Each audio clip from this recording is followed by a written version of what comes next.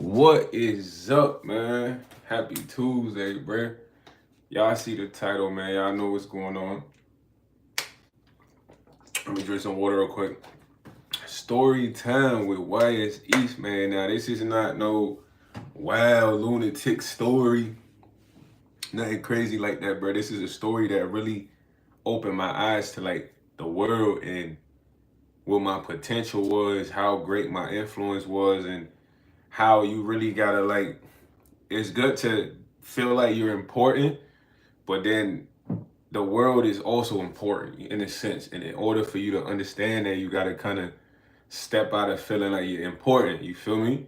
And this job really showed me a lot about myself, bro. I'm not going to lie to you. This job was like a job that required you to put a lot of energy out there to even be successful within the job. And it was kind of like competitive in a sense also because you were competing against other merchants. But before I even get into the full bulk of the story, I gotta get out the details on how everything unravels, man. Details are important. So now I told y'all about the rep job I was doing. So this is post the rep job. You know what I'm saying?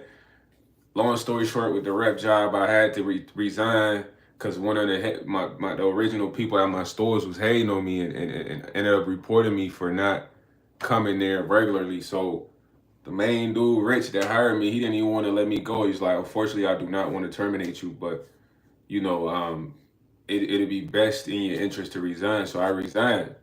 So boom, I resigned, whatever. I still got my whip though. The whip that I'm pushing for that rep job, I still got the whip. It's a nice whip, bro. It's like brand new year 4 Focus, fully loaded. You know what I'm saying?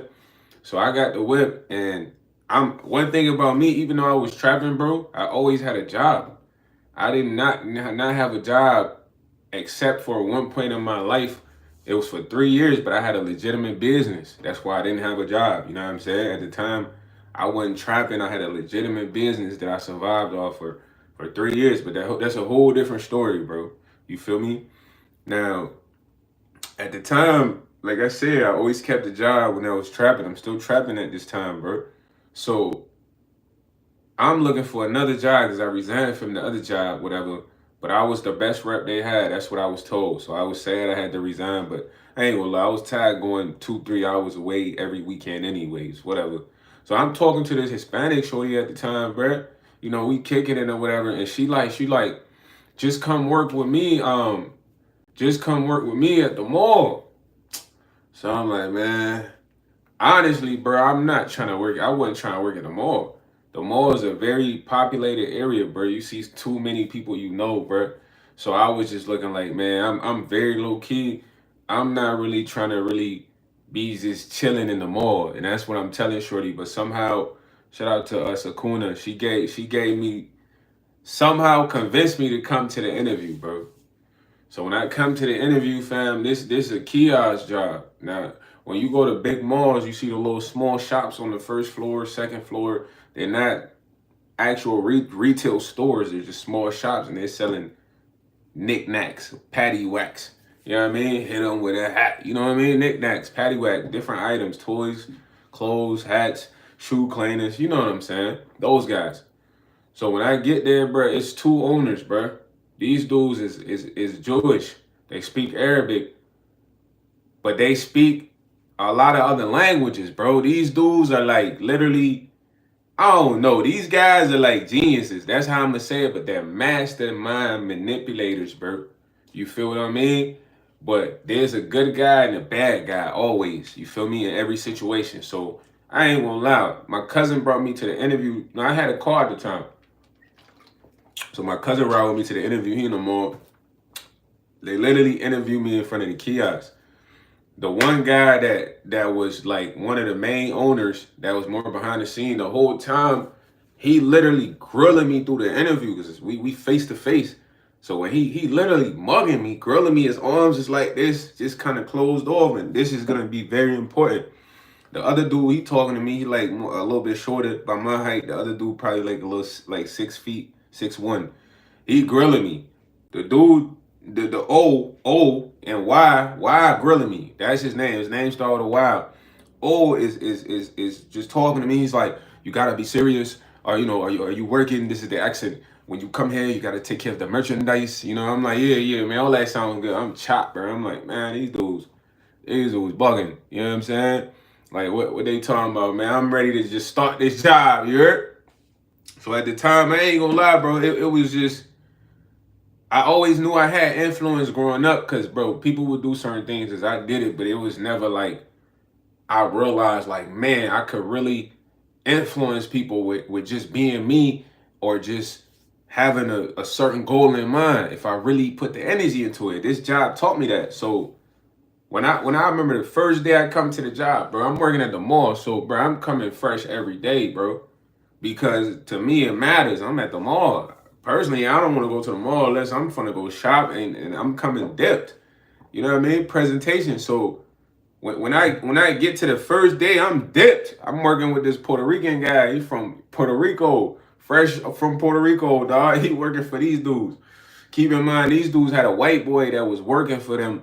Yo, Emmy, what's up? Had a white boy that was working for them for like mad years. I'm talking about 3 years type vibe. So he knew the scoop on all the guys. His name was R. So I barely saw him because the mall was so big. I'm on the east side. We got someone on the west side. We got someone on the south side. We got someone at the top. You know what I'm saying? It's like 4 different booths. They running it like that. So first day, first day I get there, everything cool. This the first week. The first week important, man. First week I'm on some Mr. Too Cool vibe, Mr. Too Cool for school, because really that's like my personality. I'm mad chill, bro. You know what I'm saying? You would think I'm trying to be super cool or whatever, but it's like that's just how I am, bro. I'm mad laid back, just in my own zone. You know what I mean? Like just me. So when I get to the job, I'm working with Angel. You know what I mean? From Puerto Rico. Angel, my bro, man. So I ain't gonna lie, I'm watching bro talk to people and all that. And I'm looking at him like I've got my hands in my pocket, fresh as ever, kicks, hat, all that. I'm dipped, bro. I'm dipped like, yo, I'm about to go pick up some shorties. Cause I'm like, bro, I'm at the mall. I already know it'd be mad shorties at the mall. Like, yo, cause at this time, bro, I'm kind of still in the party mode. I'm not focusing on getting myself together when I mess with girls. I'm talking to girls just because I know I can get them or whatever. You know what I mean? So I'm at the mall, so I'm dead. So Angel, I'm looking at Angel talk to people, and I ain't gonna lie, like, I ain't talking to nobody the first day. I'm just chilling by the kiosk. I'm just cooling. Like, what? And I remember after the first day, that's what he said to me. He said to me, he's like, when the shift was over, he showed me how to close or whatever, and he was like, yo, bro, why yes, nobody cares about you, bro. And I'm like, what you mean? He like, I know you look good, you have the nice clothes and everything, bro, but people don't care about that, bro. People care about them.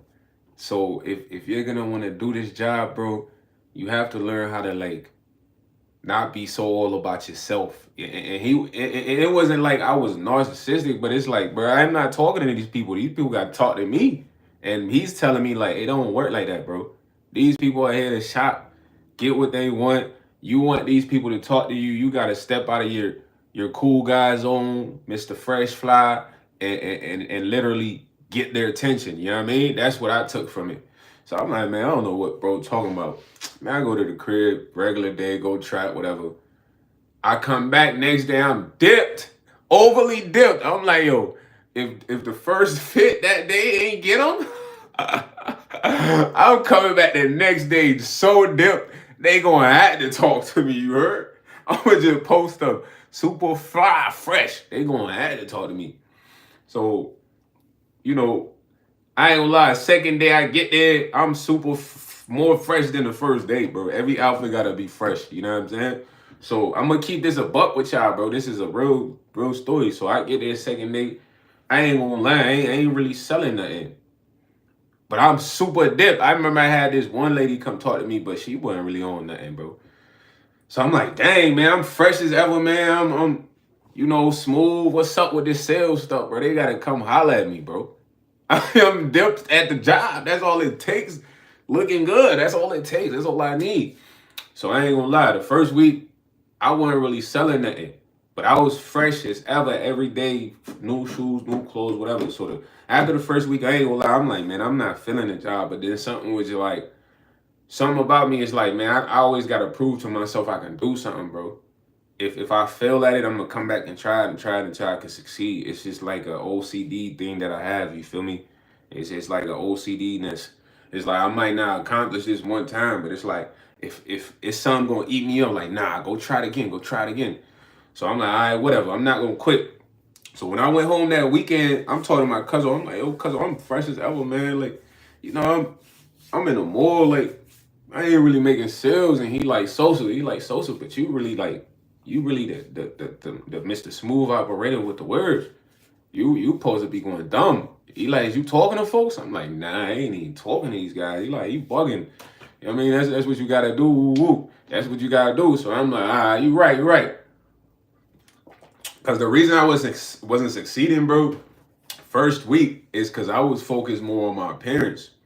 I felt like that was gonna help me make the sales. You know what I'm saying? And the reason I'm gonna tell you this is important because it's a key part in the story to where I'm not saying I'm the most attractive guy, but some people find me attractive and some people don't. That's how they gonna be with you or whatever. So the second week, bro, I remember my funds was kind of tapped, but I still had some tree. So I remember making a play or whatever, man, and I was going to my homie house to pay him some bread that I owed him. Me and bro, we used to make plays together, but I had owed him some bread. Someone was telling me, bro, just go to work, just go to work. Bro, I'm like not listening to the instincts. I drive to bro crib. On the way from bro crib, I'm finna head to the mall to work. Bro, I literally get in a car crash, bro. A school bus. This dude literally cut me off in the middle of the intersection to where I had to, it was a split second in thinking to where I had to swerve to the right. Because, bro, it would have been, the bus was turning left this way. It's coming this way, opposite. I'm going this way. My man's is turning this way, but I got the right of way. He got to yield, you heard? You don't know what he was on. So I'm trying to go through the intersection. He get in the intersection, and the bus is a big vehicle, bro. I had a sedan, so I had to literally skirt. So when I skirt, I literally crashed into this big building, the side of this building that had a clock, the airbags deployed, smoke going off. So I'm mad tight, son. This is my second week at the job. I crashed the whip. What's going on? So I specifically remember this lady and her husband coming out their crib because it's by their crib. Like, oh my God, are you okay? I'm like, yeah, I'm good. But look at my car. Look at my car. Like, I'm tripping about the whip. Because I done had this whip the whole other job. I'm driving to Illinois, Kentucky, all types of places. Nothing happened to this whip. Today, I get in the crash on my second day going to the job, bro. What's going on? So I'm tight about the whip. But the best part, I had insurance at the time. So I completely forgot about that. So I had called the bosses. I'm like, yo, man, imagine this is my second week. First week, I ain't even make no sales. So I'm thinking they finna be mad for real. So I remember I called, that was the shorter dude. I felt like his communication was cool because why didn't he really chop it up with me at the interview? He just was like this the whole time. So when I called, I'm like, man, I just got in a car crash, bro. I can't even come in right now today.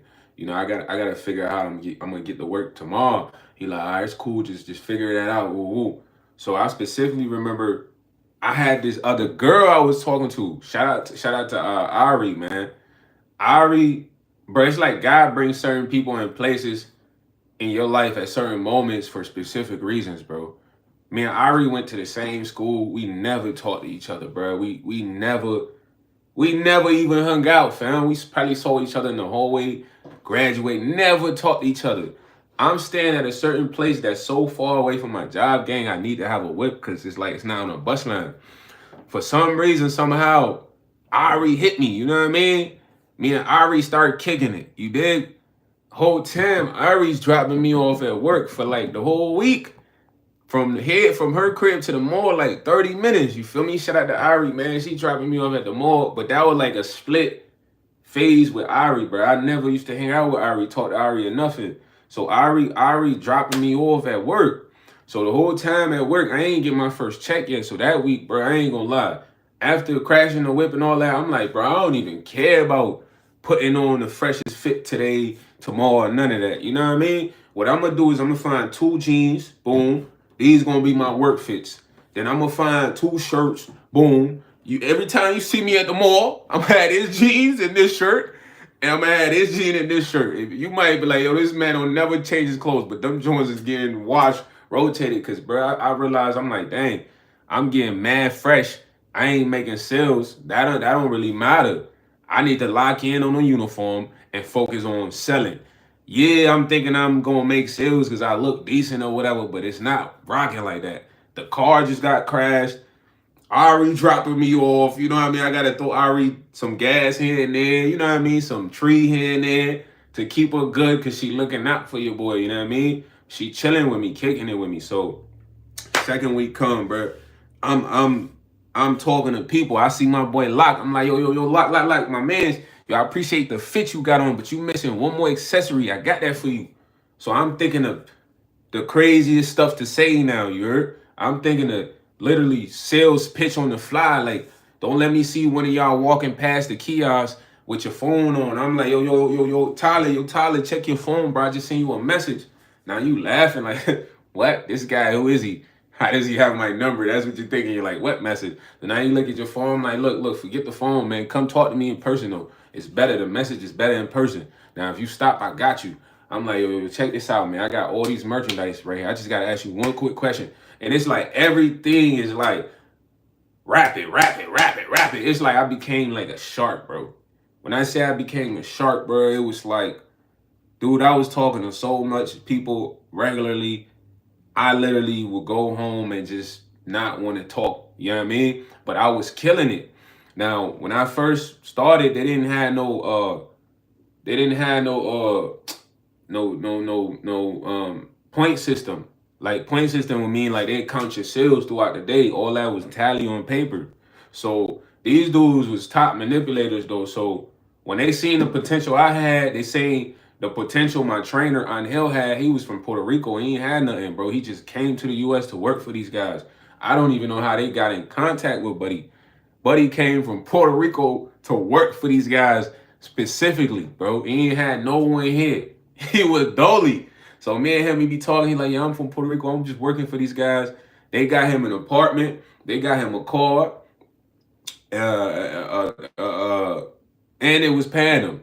But as I understood that, it's like that's the way they had control over a lot of the workers because they had a lot of workers with apartments, cars, and all that. So once they realized I had potential, bro, they became like my best friends, bro. Specifically one. The other one was only best friends with me when we was finna go to the bar to get girls. So they started giving me and Angel special privileges, bro. Now, after sales, every week we'll have team meetings.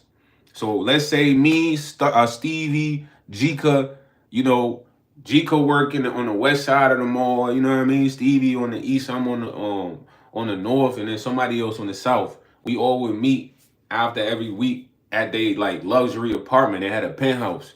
So we had the penthouse AC busing, and they had the game FIFA, and they had pizza pop. You know what I mean? Like they make it like a festivity. But then they was so messed up, they'd be like down talking you, bro. So let's say me and Angel, we was killing it, bro. Numbers, we was honest guys. We wasn't stealing the money or nothing. So these dudes would literally have you embarrass other workers at the meeting. Like they had this one dude named Josh. And Josh looked like no Diddy. Josh looked like he supposed to be getting all the women. Like he was like a pretty boy rock star vibes type guy. You know what I mean? Like rock star ponytail, chain skulls. Like just like a rock star drip. So they got Josh working in like one of the best female malls, like in the good neighborhood, suburban area where there's mad bread. Josh ain't really selling, so when we get to the meeting, Josh get to eating pizza and drinking pop. Oh, or why would be like, man, Josh, look at you. You drink pop, you eat pizza like it's nothing, but you sell nothing. This is how they be talking to these boys. He say you sell nothing. You sell nothing all day. You have the hair, you have the clothes, you have the looks. You sell nothing though. You're nothing like Angel and YS. These are our two guys. You guys, bro, this is how they talking to these people at the meeting, bro. And they kind of creating like like a sense of separation and jealousy because when we leave a meeting now, these two dudes, three dudes that been getting talked to, they hating on me and Unhell, bruh. Why? Cause we selling. And I'm not gonna lie, these dudes were selling, they were pocketing the bread. That's all they were doing because you handling cash. Unless people paying with cards, but it's not a lot of card transactions. So they was pocketing a lot of the cash and just keeping the when you go look, Josh had bought himself a $7,000 car off of these guys, bro. No cap. Later on in the story, like they found out a lot of people was pocketing the bread. They done got cribs off of them, cars off of them, all types of stuff. But I wasn't moving like that. So they rock with me. Hell wasn't moving like, so they rock with us. But these guys are prime time manipulators, dog. I ain't gonna lie. It was a point in time they knew that I crashed the whip. This all in the second week, bro. And I remember one of the owners, he was pushing. Dude started wearing the same jeans I wear, talking the way I talk. He'd even be smoking weed with me, chilling with me. Sometimes he'd text me like, yo, YS, close the kiosk early. Let's go to the bar. We go to the bar. We buying drinks. I'm pulling girls. We taking the girls back to their spot. These like my homies all of a sudden. This is from worker to manager to homeboys, you know? And it was like he was trying to get close to me. I could see that, but I wasn't really tripping because I give everybody a chance. But then this when the control started sliding, he'd be like, D, you live so far from work, man. We could get you a penthouse like ours. You could be on the same floor as us. You're somebody we see as a potential partner. They wouldn't give me a penthouse apartment in the same building as them. Bro, I already got an apartment, you heard? I'm in the city, dog. I'm just coming to the mall for work. I'm like, nah, I'm straight, bro. I got an apartment. He's like, you sure? D, we'll pay for everything. No worries. We got everything covered. I'm like, nah, I'm good, bro. Yes, great legend. And I'm like, nah, I got everything covered. And he slide on me with, D, I know you don't have a car right now. He called me D. He's like, we could buy you whatever car you want. Bro, all of this stuff is things that people would jump on in a situation like this because I just crashed my car. Dude talking about he could give me whatever car I want. If a Mercedes Benz, whatever, he's saying whatever I want. So I'm just like, dang, why he really trying to invest so hard in your boy, man? I'm like, nah, I don't want no car, bro. I'm finna get a car off the first check. That I tell him, he's like, you sure, brother? I'm like, yeah, because, bro, I'm going crazy in the sales. My first check was like 3,000. I'm not going to lie. After I put the outfits down and focus on talking to people, my first check was 3,000. So the whole time, he trying to give me a car, get me an apartment because he really trying to lock me down with the control. But he don't really know I'm already talking to the white boy that's been working with them for years because sometimes I go to get some food by his junk. And I'm like, man, what's up? How long you been? He like, yeah, these guys are manipulators, dude. They're controlling, bro. Sometimes when I don't sell a certain number, man, they'll kick me out of the apartment, bro, and I'll be like stranded, bro. I don't have a place to live, you know, like sometimes they'll take the car away from me like I'm their son or something, bro. Like, cause I didn't sell what they wanted. So I'm like, dang, they doing all that to you behind the scenes. Dang, it makes sense why they trying to get me an apartment. It makes sense why they trying to give me a car. Cause bro, the only thing they could have over me was a paycheck, but I was earning that because I was good at the sales. So they needed some form of control, and it wasn't there. Now, fast forward, he's steady pushing the whip and all that. But I remember I told you I had the shorty named Ari dropping me off at work, but Ari can't keep dropping me off 30 minutes every day and all that. You know, I'm getting rides some way from home because my cousin will come in and get me, you know what I'm saying? So when all that second week when I'm supposed to get paid, I ain't gonna lie, I'm looking for a whip. I remember I got a 2-door Mercedes-Benz E-Class spaceship jump, bro. I spent at least like $2,700 on it. I had to go get it at night. Now I ain't gonna lie, I had $2,700, but I had to pay some other. I had $3K, but I had to pay some other stuff, so I was short a little bit on the bread. But here's another thing how I say God brings people into your life at certain moments. So I sell clothes and accessories, shoes. I've been doing that forever, dog. So I remember I had these blazers that looked like some navy blue Giuseppe's. Real talk. The blazers were so hard, it was like denim stitching, but they look like, you know how Giuseppe's would look. And I listed the joint on All for Up. I'm trying to get rid of the joint. It's the same week I'm trying to get the spaceship coupe E-Class Benz. This white lady, bro. This white lady lived in the Burbs, nice neighborhood. She hit me up. She's like, yeah, I would love to buy the shoes. Woo woo. So she pulls up on me, man. When she pulls up on me, she gives me the money for the shoes. Long story short, she leaves. Whatever. Bro, when she leaves, 2 days after that, she sends me a message. She said, hey, I just wanted to message you because I'm not saying this to sound arrogant or be cocky. She's like, because I just think you're so attractive. It's a grown woman like in a house and all that. So I'm like, oh, thanks, woo. So we start talking. You know what I mean? She was kind of decent at the time, bro. If you was decent, I was on that type of time. So I'm like, yeah, woo, spitting the game. So she come chill with me at the crib. Even sometimes she would drop me off at work instead of Ari. You know what I mean? Because she was willing to help me out. So I remember vividly that day. She texted me when I was about to get off. I had just got the check, paid what I had to pay. I had about like 2,500. You heard? You know what I'm saying? And she was like, "What you on? YS? You want me to come get you from work?" I'm like, "Yeah, that'd be cool. I'm really trying to go get this car right now." And I ain't no liar, bro. I kept it a bean with her. I'm like, man, I'm kind of short like 200 on the bread. She's like, you know what? I'm gonna take you to get the car, and I'm gonna give you the 200. I ain't had to do nothing crazy for nothing stupid. She just was willing to help me, bro. She already done bought some shoes for her son, chill with me, dropped me off at work, and she took me to this rich white dude house to get the E-Class. He not trying to go down to 200. He need the 27. Gave it to him. Boom. Get the spaceship coupe. You know what I mean? Later on, the lady, she was like, I just think, there's so much of an age gap between us. It's like we could just be on a certain level. So I'm like, yeah, you 100%, because I couldn't date her. She was like mad grown. You know what I mean? But she wasn't mad old or nothing. But she was decently cute, short hair, blonde, had some paper or whatever, wanted to help me out in this situation. So now I got the whip. But when I get the whip, these dudes want to all of a sudden turn things up another notch. They're like, man, YS, we want to make you a partner, man. You one of the managers. Because what they're starting to realize is like, dang, I had a lot of influence, bro. I was besides Angel, the trainer who trained me, he was also one of the best, bro. I could sell anybody. When I say I could sell anybody, bro, I could sell the soccer mind, bro. I could sell my boy with the dreads that look like Future, homie. I could sell somebody that look like Mike Tyson, bro. I could sell a dude that look like Canelo. Hola, caballero, ¿cómo estás? You know what I mean? I had started learning how to like speak Spanish, like to talk to Spanish speakers. I remember I'm taking pictures with the Mexican family I sold. Bro, I put this in my life. I took a picture with I saw some hands with like 6 Mexicans. It was a couple with like 6 kids. They're like, amigo, gracias.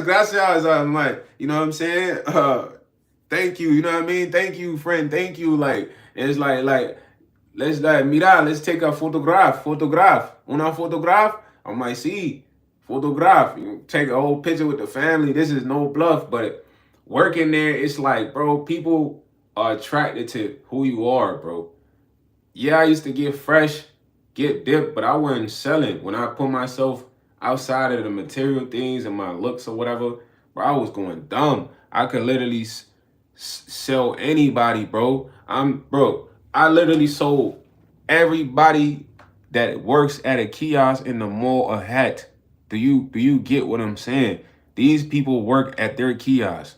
I literally sold everyone there. I remember this when the hoverboards first came out. They was popular. There was a dude selling a hoverboard. So I walk past them every morning going to my kiosk like, yo, what's up with you, bro? I need one of them hoverboards, you feel me? I need 2 of them jumps. He's like, oh, okay, my friend, I got you. He was like from like Bethlehem or something. Dude look like George Clooney, like an A-Rab version of George Clooney. So I'd be like, Clooney. I'm wilding in the morning. So I remember one day he came. I'm at the kiosk, bro. And he's like, my friend, you don't even know that you work for my brothers. Because all those guys was like George. He's like, those are my brothers. They tell me how much they believe in you and you really take care of the business, bro. Because, bro, I'm recruiting young dudes. Young dudes want to work there because they think I'm cool. When they chop it up like, what's up, bro? I see you working like, plug me in. I got this young dude named Meech come working. I got 2 young boys from the A come work there. They got this decent looking shorty come work there. But this is all an effect from me, gang. I'm recruiting these people. I'm training them. They're working with me, then going off to work at other malls. So it's like, dang, this one person recruited like 5 people. I remember I had this young dude named Rich. Now, Rich was really from the hood. He was stubborn. And Rich used to do exactly what I used to do. So when Rich first came, Rich fresh out the A, bro. Any young YN fresh out the A, they not trying to follow no rules or none of that, family. I ain't gonna lie. They already got their mind made. So when Rich first come, Rich is a rapper now, bro. He first come, he getting fresh as ever, bro. And it's funny because I can't be annoyed at this. You get what I'm saying? Because this is what I did when I used to work at the mall the first week, bro. I would get so fresh. So I'm watching Rich just get super fresh. Now, keep in mind, I'm past that. I got a uniform now. I got 2 fits. You know what I'm saying? I wash them here and there, and I'm alternating, you know what I mean? I ain't putting on wearing my whole closet 365 days at the mall. Like, that's dumb. Who cares? You feel me? So when Rich come, Rich probably like 22 or something. I probably was like 26 at the time. Rich is getting mad fresh, fam. Rich come to the kiosk. Rich don't even talk to nobody. He just chilling on his phone. He like, yeah, bro, I ain't gonna lie. I only wanted to work here for you and shit like that. I ain't gonna hold you. I ain't trying to be talking to this phone. But I'm like, yo, Rich, you gotta talk to folks. So the crazy part about Rich is Rich love the music. You feel me? He love to go chill in my 2-door coupe spaceship Benz, smoke on our break and talk about his music and let me hear his song and give my opinion. So this is how I knew I was gonna get Rich. You feel me? So they had Rich train with me certain days, but then when Rich working by himself, he not doing nothing. So he'd be texting me. He like, man, why yes? Cause he's a young boy. He like he think I'm cool. So he like he not rocking with the owners. He done told me, he like, man, them dudes is hoes. Like, I rock with you, bro. This is why I'm here. So I'm like, bet. And this is a fact because I went to meet Rich Mama and his brother. I went to their crib, ate. We played the game, chilling, all type of stuff. This is all off the job, bro. Well, he used to annoy the shit out of me. I'm not going to lie to you. So he'll be texting me like, man, let's go outside. Let's go to your whip. Let's go to the spaceship, bro. I got some gas for us. I'm like, I know you got some gas too, bro. I'm ready to go blow the gas. So I'm like, yeah, I know you want to do that. Keep in mind, when we go outside, we got to zip up the kiosk and all that. And you know, it's a lot of work. So I'm like, man, at least sell like 200 for me real quick. We'll go outside, bro. He like, man, you know I could really do this, right? I just don't be trying. I'm like, yeah, you say that, but I don't be seeing you. So I'm the type of guy, I'm going to annoy you a little bit because it's like a push. I got to annoy you. He's a young boy. I got brothers. I already know how to annoy him. So I'm like, you say you really nice and all that. You could sell, but I ain't seen it. He like, man, YS, I'm going to show you right now I could really do this junk. I'm like, well, show me if you really want to go smoke in a spaceship right now. Bruh, Rich sold like 400 in less than an hour. When we go in a spaceship, he like, I told you I could do it, bro. I just don't be doing it because I don't rock with the owners. And them boys is hoes. I rock with you, gang. You know, that's why I'm at the job. So all of this was like letting me know, like, dang, okay, my boy can sell 200, 400, probably more than that if he wanted. But he doesn't do it for him. But I had an influence to make him do it. This is a young dude that's stubborn, bro. Like, you not telling Rich nothing. You got to literally argue with this man. When I say argue with this man, I'm literally arguing with this boy every day. Then I go to the crib, I see his younger brother. This little dude way more annoying. But when we was all at the table, I had to tell him, we at their crib, I'm like, y'all boys annoying as shit. You know what I mean? Because, bro, I'm from the East Coast, and you annoying anybody to tell you, like, yo, bro, you annoying as ever. So when I tell him that, he like, bro, I ain't gonna lie. This is how a lot of young dudes in Atlanta are. It's dudes that's way more annoying than this, but this is just the vibe. You know what I'm saying? So I started to understand. But while working at the job, bro, I'm literally influencing people, bro. I got people literally coming from other kiosks to buy their merchandise, fam. I got people recruiting me for other jobs in the mall, bro. I got this, bro. They had this model from Lululemon come recruit me, bro. Boy, bro, pull up. He like, yo, this what he say to me. He like, yo, bro, I ain't gonna lie. We be watching you in the mall. I'm I'm like, y'all be watching me. He like, yeah, you know, you be selling a lot to everybody. And the owner of Lululemon, they think you would be a good prospect. Like, a prospect? What's Lululemon? At the time, that's when they first opened. I'm like, I don't even know what Lululemon is, bro. He like, you will be a good look in Lululemon. You will be a good model for Lululemon, and you're selling. I'm like, model, bro. I ain't trying to model, bro. Pass that up. Boom. I got dude from Zara. He like, yo, bro, I ain't gonna lie. You should come work for us at Zara, bro. You going crazy over here selling them. Bro, I literally sold the whole security guards merchandise in the mall, bro. I literally sold almost every other kiosk owner merchandise. Bro, I had a homie named Fareed. Fareed from Chicago, South Side. Like, grew up in the hood, all of that. Fareed was a little bit older. He probably was like 30. And he'd come, he'd be like, what's up, young boy? I see you still with these cake stars. You with the cake stars. I'm like, who's the cake stars? He like, yeah, the owners, man. They sweet, they bati, they sweet. So I'm like, man, at the time, I'm not really thinking they really that manipulative until we get in like a major argument. I'm gonna tell you how much, this showed me how much influence I had at the job, period, my dude. And after the fact, how these dudes acted, it literally showed me like, dang, I really got that much influence. But I learned this work in sales, and it was in-person sales. So Fareed is walking past my kiosk every morning to go get coffee and cookies at the corner, behind the corner. So when he walking, I'm like, man, what's up with you, bro? You walk past every morning, man, talking about I'm messing with the cake stars. Forget the cake stars. Come rock with the merchandise, because I'm here. He like, man, I'm going to think about it. Like, man, what team you like anyway, bro? Ain't you from Chicago? You like the Bears then, right? He like, yeah. I'm like, man, come check out the Bears stuff, man. I'm going to give you a deal. Bro, if Fareed come, I sell him. Boom. He buy Bears stuff. Bro sells massages. After I sell him, he like, bro, I ain't going to lie.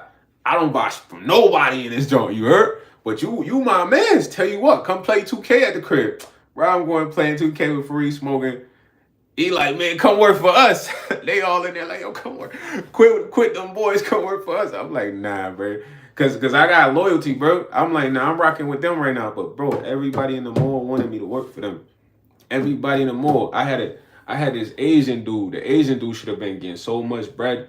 But this Asian dude used to literally, I put this on my life. He would literally sit there and watch me like this all day. Like, how does he do it? Cause bro, I'm literally walking around the kiosk like this. Walking around the kiosk like, yo, user 848, what's up? Let me talk to you. Let me talk to you. April. Zen Monkey, how you doing today? To the point they created a rule for me. They said I couldn't be 5 feet outside of the kiosk now. Cause, bruh, the security came was like, yo, YS, some of the other shops are mad. They said you harass people. they said I was harassing people, gang. Bruh, I'm taking pictures with people. People taking pictures with me. We laughing. They buying my music because I'm selling my CDs outside the kiosk, out of the kiosk spot. You feel me? And I'm trapping the pack while selling their merchandise. I'm doing everything, and it's other merchandise people watching me the whole time, not selling nothing, hating. They mad that I'm literally getting numbers every day, bro. Numbers was crazy, bro. The numbers was like ballistic, gang, to the point where if I was so thirsty, I could have left the kiosk and went and got neck in the whip every time. I remember I had this white shorty. Shorty looked like one of them Playboy bunny junks, cause it be a lot of girls in the mall. Bro, she was just on the freakiest vibe. She like, I'm like, man, I got my car in the parking lot right now. We go smoke and chill. Like, she's like, yeah, we can do whatever. I'm like, what? That's the key. She trying to get slayed in the whip. You know what I'm saying? So it was just so much going on. It was like, bro, I ain't even had no time to focus on the other people. They was so focused on me because I was selling. Bro, I sold everybody in the mall, bro. These folks had came and told me, like, bro, we created a perimeter rule for you. That mean that if this is the kiosk, bro, I'm walking all around the kiosk like this. Because people coming from this way, they going this way, they going this way, they going. I'm trying to talk to everyone. So they had got a rule, like, I had to literally stay in a certain range of the kiosk. Like, I can't be around. Then I used to play music. Then they told me I couldn't play music on the speaker. You know what I'm saying? Everything I used to do, they had a vibe going. They try to stop it, but they didn't stop the sales. I was still selling. And I remember my bro was playing basketball at the time. I think middle school, getting into high school. And he had a ninth grade game, first game of the year. I'm trying to go to the game, bro. Keep in mind, I'm working for these guys, fam, 14 hours regularly, Monday through Sunday, opening and closing, Monday through Sundays, selling.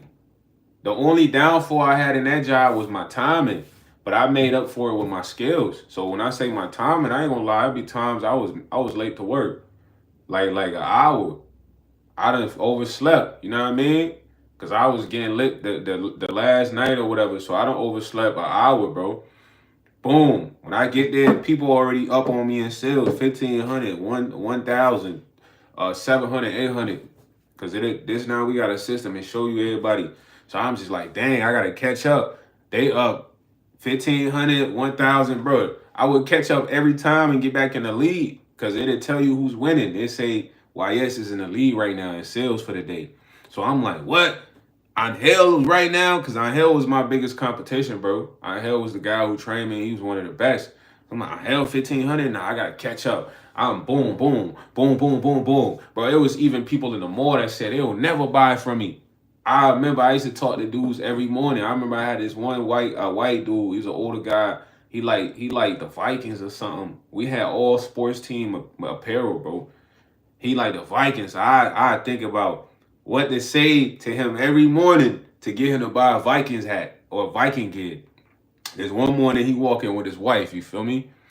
And I remember they had won like a game or some shit like that. And they used to walk every morning. And I'm like, man, I'm gonna sell this guy today. I'm gonna sell this guy today. What I'm gonna say to him? So as he's walking up, I'm thinking, he used to always wear this Viking starter's jacket. Now it was a leather jacket, you know what I mean? Like a stitched up Viking leather jacket. So he's coming, and I'm like, oh, I got it. So he's walking up. I said, look, man, thank God you're here. I've prepared a celebration, you know what I mean? Your team won yesterday. I got a gift for you. He's like, you got a gift for me? What is it? I'm like, it's one of these. You need new merchandise. Bro, he literally bust out crying, like laughing. He was laughing so hard, like just because of the pitch, connecting the win with the pitch and saying I got a gift for him. He thinking I really got a gift for him. Ain't no gift. The gift is for him to buy one of the merchandise I got right now. You feel me? Mind blown. Trick. He started laughing. He's like, man, that was such a good sales pitch, man. You know what? Let me get a scarf and a hat. You feel me? Let me get a scarf and a hat. You know what I mean? And bro, after selling, bro, he came back the next morning. He like, man, I went home and I thought about what you said, man, and I laughed at home. I never wanted to buy any of this stuff, bro. I despise buying this stuff, but I bought that because of that sales pitch. And I was like, dang, bro, really bought that because of what I said to him. That was the really got through to him. But it was like that with a lot of people, bro. And I literally met people that were millionaires that you never would think were millionaires. I remember I met this Hispanic dude from Miami. He in there with his family, bro. Because this is a big mall. People come to the mall. And I'm like, yo, my man, let me holler at you, man. You dip like you got a yacht or something. You yacht it up. You know what I'm saying? Whatever. He like, yeah, I'm from Miami. I'm like, oh, okay, come on, man. Let me talk to you, man. I want to know what Miami's like real quick. Because he walking past. He like, really, it's nice and all that. I'm like, okay, well, tell you what, we got winter and summer stuff. Since you from Miami, I'm gonna show you all the summer stuff, you heard? Let's look at some of the summer stuff. He started laughing. So he like, man, I like your sales pitch, man. I'll buy something for you. I'm actually the owner, the business owner. I'm like, yo, what kind of business? He like, I make all the sole bottoms for tennis shoes. I'm like, dang, really? He's like, yeah, I'm low-key a millionaire for real, but you know, I dress down. Bro was dressed down regular. You know what I mean? Bought that. I remember I almost sold Bam Kagera. Was that his name? Dude from where they would be doing the crazy pranks, jumping out of the plane, Bam Vagera. The dude that talks like this. You know, his voice. That guy came to the kiosk, bro. Put this on my life. Y'all like, man, YS be capping. This is a fact. My boy had the hoodie on. I don't know what he was there for in the city, but you know the guy that talks like this, that does all the crazy stunts, Bam Figuera, that guy. So, bro, dude walk up with the hoodie. Bro, I ain't gonna lie. Whoever you was, I was finna talk to you. I wasn't thinking about what you had on. I wasn't thinking about none of that. I'm thinking about, like, I gotta sell this person.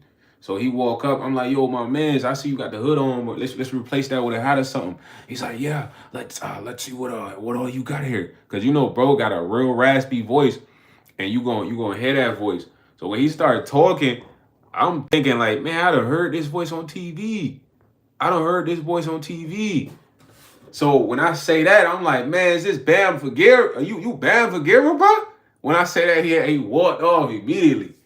He was gonna buy something though, but it's the fact that I recognized him. He literally walked off immediately. I'm like, oh man, that had to be bro, cause he had the hood on. Well, he had the raspy voice. You know how Bam Forgier talks. I don't really know how to sound like bro, but no, work all these things and situations happen to me, man. It was like, man, I didn't know that I had so much skill in conversating with people and trying to relate to them.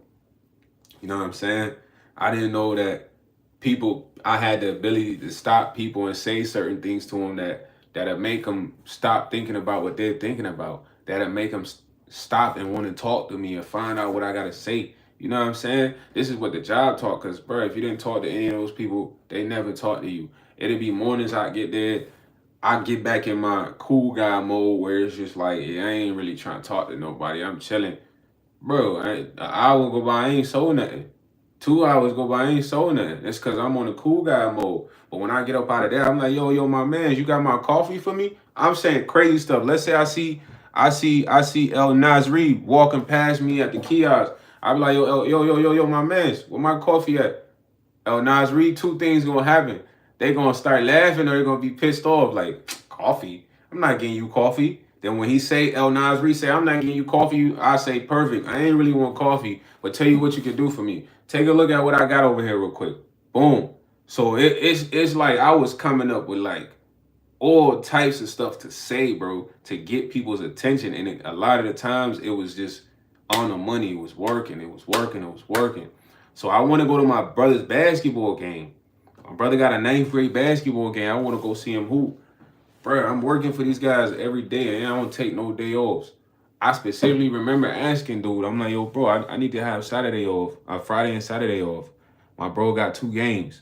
You know what I'm saying? He got one on Friday, and then he got a game on Saturday in the morning. Bro, these dudes had a meeting with me. When they have a meeting with me, it's me, O, and Y. O is like the dude that smoked with me. We then went to the club, got girls together, went out on New Year's Eve. Just to give y'all a duration of how long I worked for these guys, probably almost like a year something. We don't went out on New Year's Eve, bro. Got drunk, got women out the bar. You know, whatever happens next, you feel me? With my bosses, you feel me? So we got like a connection, a relationship. They telling me they want me to be the next partner. They literally giving me the scoop on the insight on Alibaba, ordering merchandise. They give me the whole insight. Like, they even take me to like the bottom portion of the mall, you heard? Where all the inventory is stored for all the stores.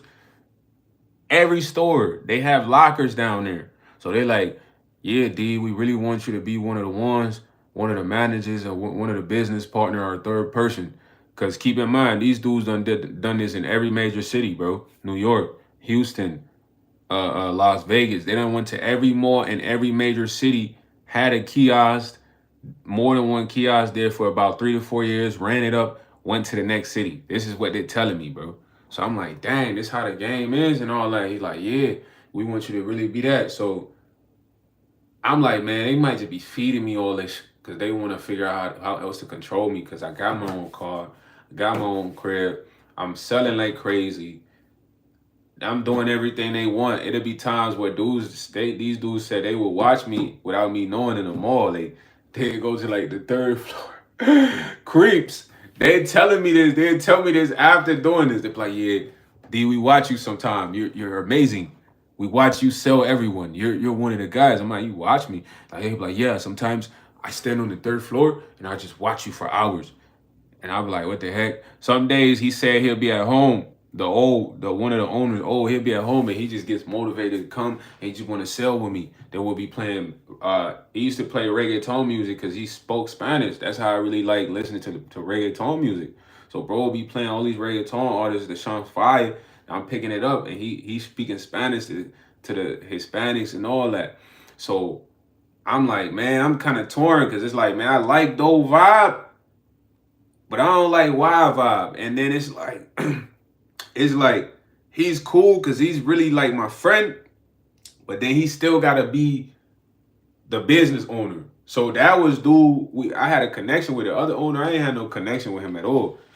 I'm going to the crib without everybody down by myself to the penthouse playing FIFA with these guys, just me.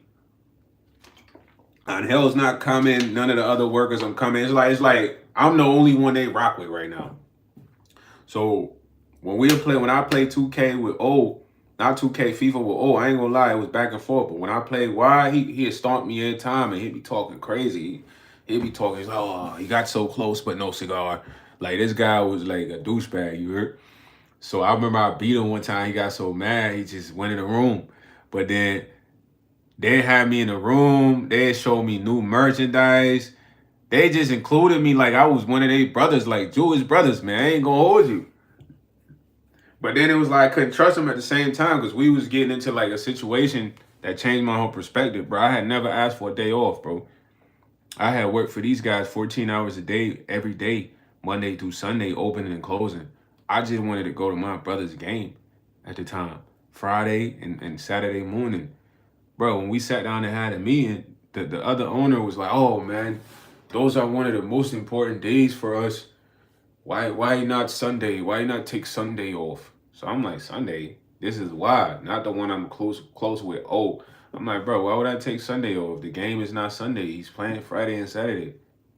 Plus, regardless, I ain't never asked for a day off. He's like, well, D, you know you're just so important to us. Bro, when somebody say they're so important to you, it's like, nah, they try to have the utmost control. I'm like, bro, besides me, Angel's gonna be working. Angel's one of the other top salesmen. There's other salespeople that could be working that day or those few days. You telling me you don't want to give me those 2 days off? He's like, yeah, D, I mean, we really need you here. You're a vital key piece. I'm like, key piece, bro. I done work every single day for y'all 14 hours for literally the past, yeah, no tripping. You can't give me this day off. So I ain't gonna lie. It got to a point, I'm somebody that's like, nah, when I feel like you trying to take advantage of me, then I can't be cool, bro. It's over. So he's like, I thought you really valued the company and you was a partner. I'm like, yeah, I do, bro. I just want 2 days off. I'm gonna be here the rest of the week. So when we going through that, the other guy who me and him smoke, get girls together, talk with the other owner, he like, D, I understand. So then the main dude, why? He must be the main dude because Oldham told me he like the main guy. And Old has a twin brother. He just replaced his twin brother and came to America and established the business with his best friend. So why is Old's twin brother's best friend? But they all was cool. So Old replaced his twin brother, basically. So he really doesn't care about this as much as this guy, but he kind of has to care because it's his brother's dream or whatever. So I don't know who's who or whatever, but the main guy is why he interrupts. Oh, he's like, if you really want those 2 days off, it shows you don't care about us. It shows that you're not down with us. You're not our brothers, and I'm like, bro, you're tripping. Sometimes y'all used to literally text me and say, yo, D, you can close the kiosk early and come help us get some girls at the bar. You talking about me wanting 2 days off? Is me not caring about y'all? What about those times? So when I bring up those times, he get defensive, inflected. So he said one thing to me. He's like, man, I'm not gonna lie. If you want the 2 days off, you might as well just quit. So bro, when he say that, it's like, bro, don't say that. I already know y'all need me. Just from how y'all acting, y'all not gonna let me get 2 days off out of a whole year. Y'all bugging. So when he said that, I'm like, all right, then I'm done. When I say I'm done, boy, I get up. This was like a real business meeting. It's me, him, and the other guy. So I'm like, all right, then I'm done. That's it. I'm done. If you don't want to give me 2 days off, you say me one of those days off, I gotta quit. I'm done right now. So bro, I get up, walk off. When I walk off, I'm about to lead them off. Oh, chase me down. Literally chase me down. He chased me down. He's like, no, D, come down. He's tripping. You're right. You can have 2 days off. Just have the 2 days off. just think about it if you still want to be here, man. And we want you here. You don't listen to anything Y is saying. So I'm like, all right, bro. Bro, I was supposed to get my check. I was supposed to get my check after them 2 days. Why can't I get my check, bro? Why is giving me the check? You should have had O give me the check. I'm not trying to hit nothing Why is talking about, bro. Why was just a manipulator, control freak. He wanted to have all the most control over me or whatever. So I pull up, bro. He's already a dog. When I say he's a dog, he's done. He's finito, gang. The decision was made there when I'm like, yeah, I am done. And I walk away, it's like I'm through. So I come get my check, bro, thinking I'm about to hear the spiel he got and all that. So I pull up to the kiosk, bro. When I pull up to the kiosk, it's a whole different demeanor. This is a dude that was not trying to give me one day off because he want to control me to the fullest and use my sales abilities and skills to feed his pockets. I've been feeding these boys' pockets for mad long. The checks I was getting, I should have been getting more checks, even knowing the numbers on the pricing. You know, I ain't trying to complain, but they was finessing us. So I come get a check, man. He like, yo, D, you know, and I'm like, yo, bro, I just want the check, bro. I ain't trying to hear none of that stuff, bro. You got my check? Now I got to talk to you different, bro. You not going to get the same guy that was working for you, being loyal to you, putting in mad hours, recruiting other workers, you know what I'm saying? Having people work here because of me. My cousin wanted to work there. My cousin worked there because of me. My cousin friend worked there because of me. You know what I mean? I got these dudes a whole new staff. You treat me like I don't even matter as I want 2 days off and you want to talk about some nonsense. I'm like, yo, bro, what's the check? So he give me the check. He want to talk. I'm like, bro, I ain't trying none of that, bro. Leave. Bro, I leave. I put this in my life. I'm not even thinking about that job. Already done got what I needed from the job. Bro, I'm literally at the club. I'm at the club, you heard? I'm at the club. It's me and my homies. We leave with some girls, bro. We walk into a food spot downtown after the let up. Bro, I put this in my life. As we're walking, and I seen dude multiple times, keep in mind, as we're walking to the food spot, bro, oh, the owner pop out of nowhere like, what's up, D? You ready to come back to us and work with us? I'm like, yo, bro, where you come from, dog? You just find me downtown after the club? You talking about coming back to work? Are you bugging? Bro, I ain't coming back there. So me and Shorty walk off on this goofy ass. But I'm talking about dude popped up out of nowhere. But I feel like dude always had like some weird sense of like, I don't know. This man had to be like a magician, right? Because I used to mess with this girl in the mall that worked at one of the stores, bro. And she was beautiful, bro. But I'm low key to the point where it's like, you wouldn't have known I was talking to Shorty or we was hanging out. So after she would get off her shift, she'd be waiting for me when I had the spaceship by the door, by like a certain store. Bruh, one day I'm closing down the kiosk, right? This is how you know these dudes was kind of watching me. They kept surveillance on me somehow. I'm closing down the kiosk. I'm supposed to go link with Shorty. She's waiting there. I get a call from her phone, and it's like, I'm like, nah, this ain't her. She wouldn't call me from her phone.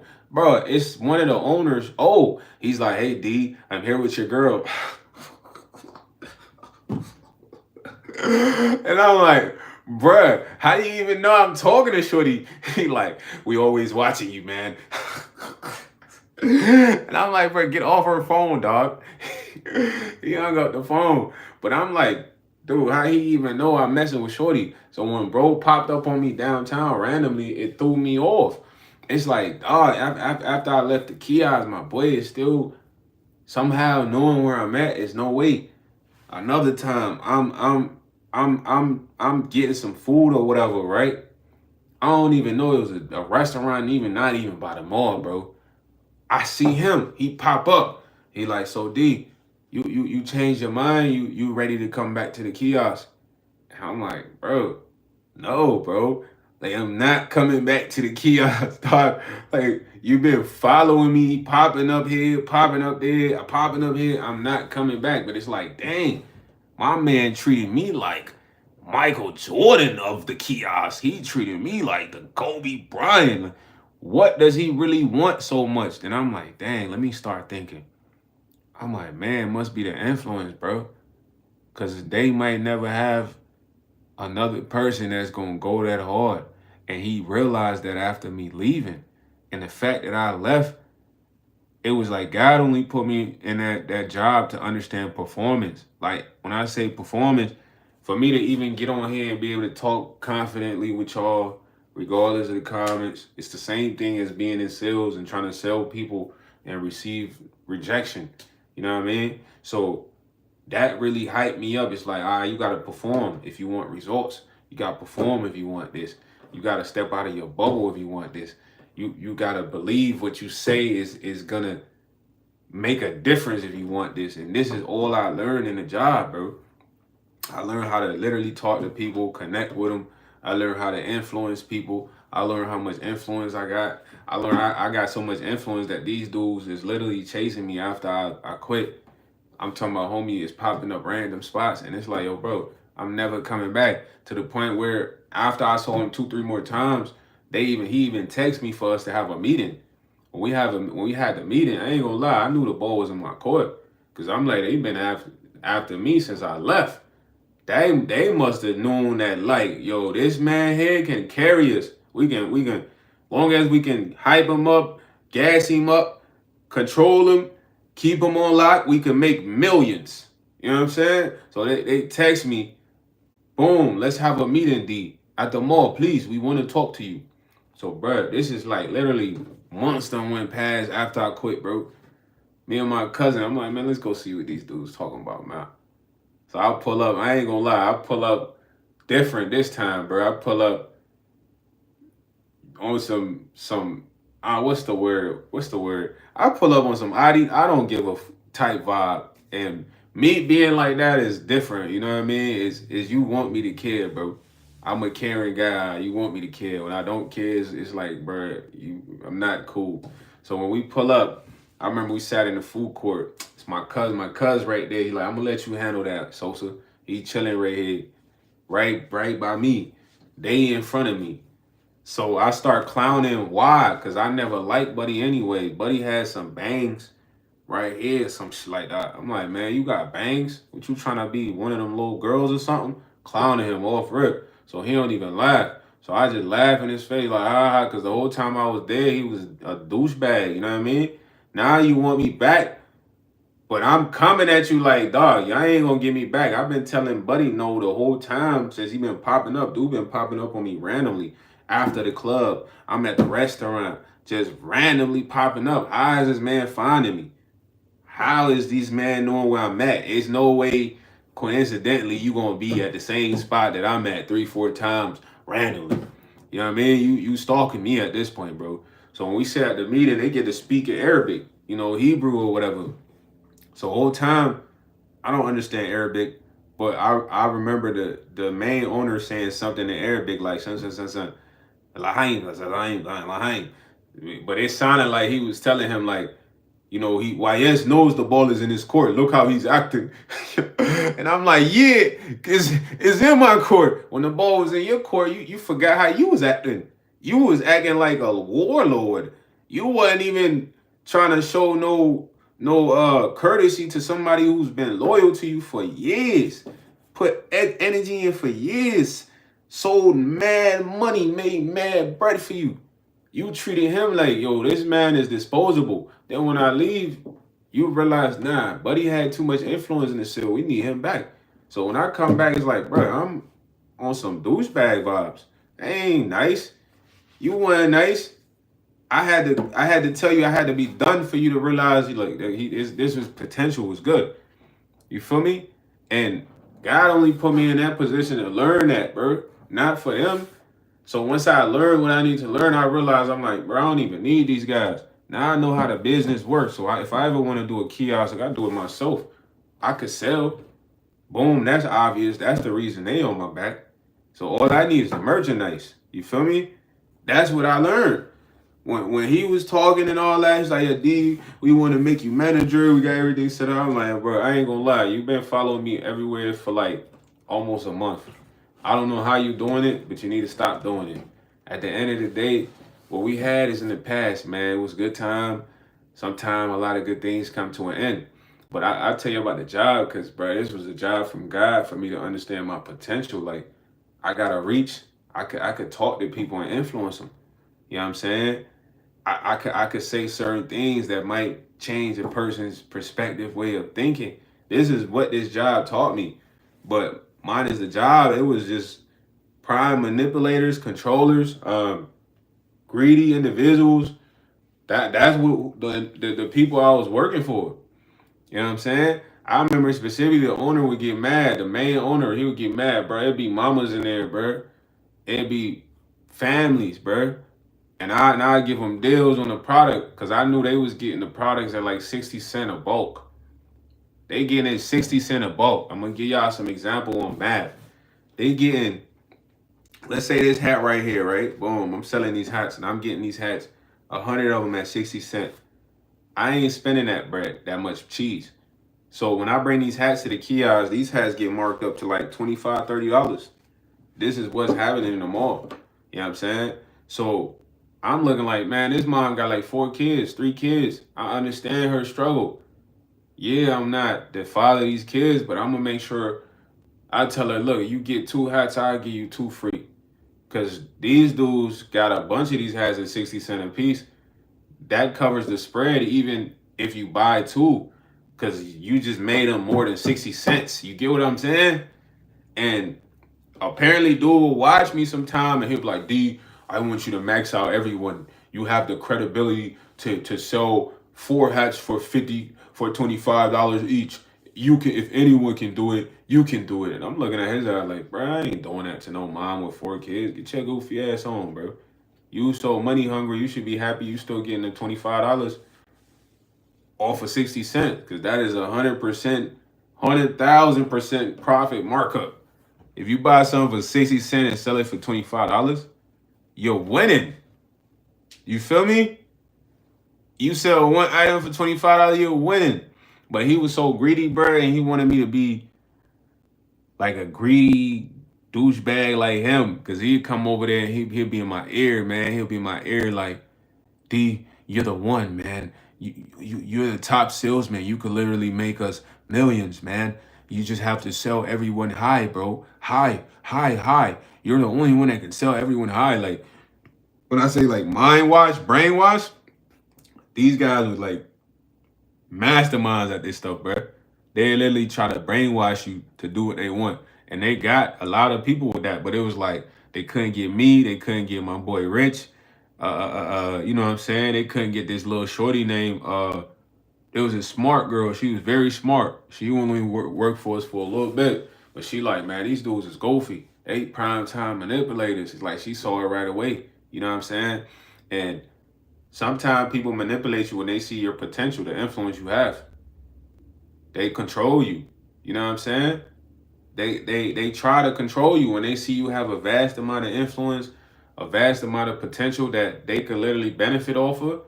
They try to control you at the most, bruh. And they do it subtly. You gotta see it.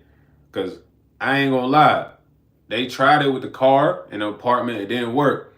So they like, okay, they realized I was getting girls at the mall because these dudes was watching me, bro. I ain't know these dudes watching me. I'm focused on selling the merchandise. It's 3, 4 levels in the mall. So these dudes could be on different levels watching me. I'm taking pictures with girls, hugging girls, getting their number, you know, all types of activity. They watching all that activity, bro. Somehow. And watching all that activity, they like, look, we can get to them through the girls. So they used to tell me, look, man, YS, you good, bro. Close the kiosk early. The kiosk closed at like 10. That's when the mall closed.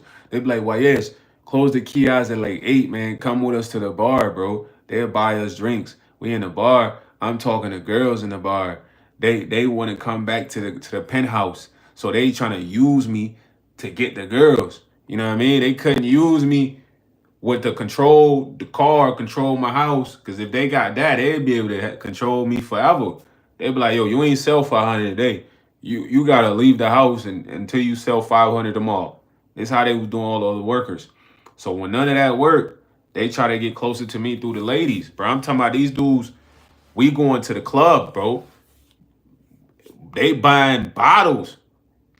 Bro, the owner's not even supposed to be chilling with workers like this. These dudes are chilling with me like they was my homies.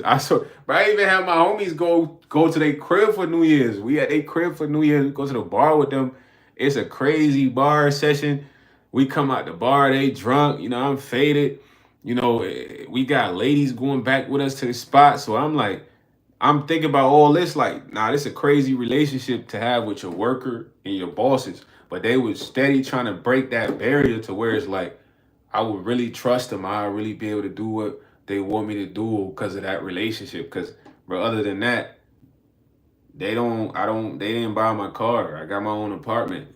Everybody else they can control doesn't have their own car, don't have their own apartment. So they have the utmost control over those people.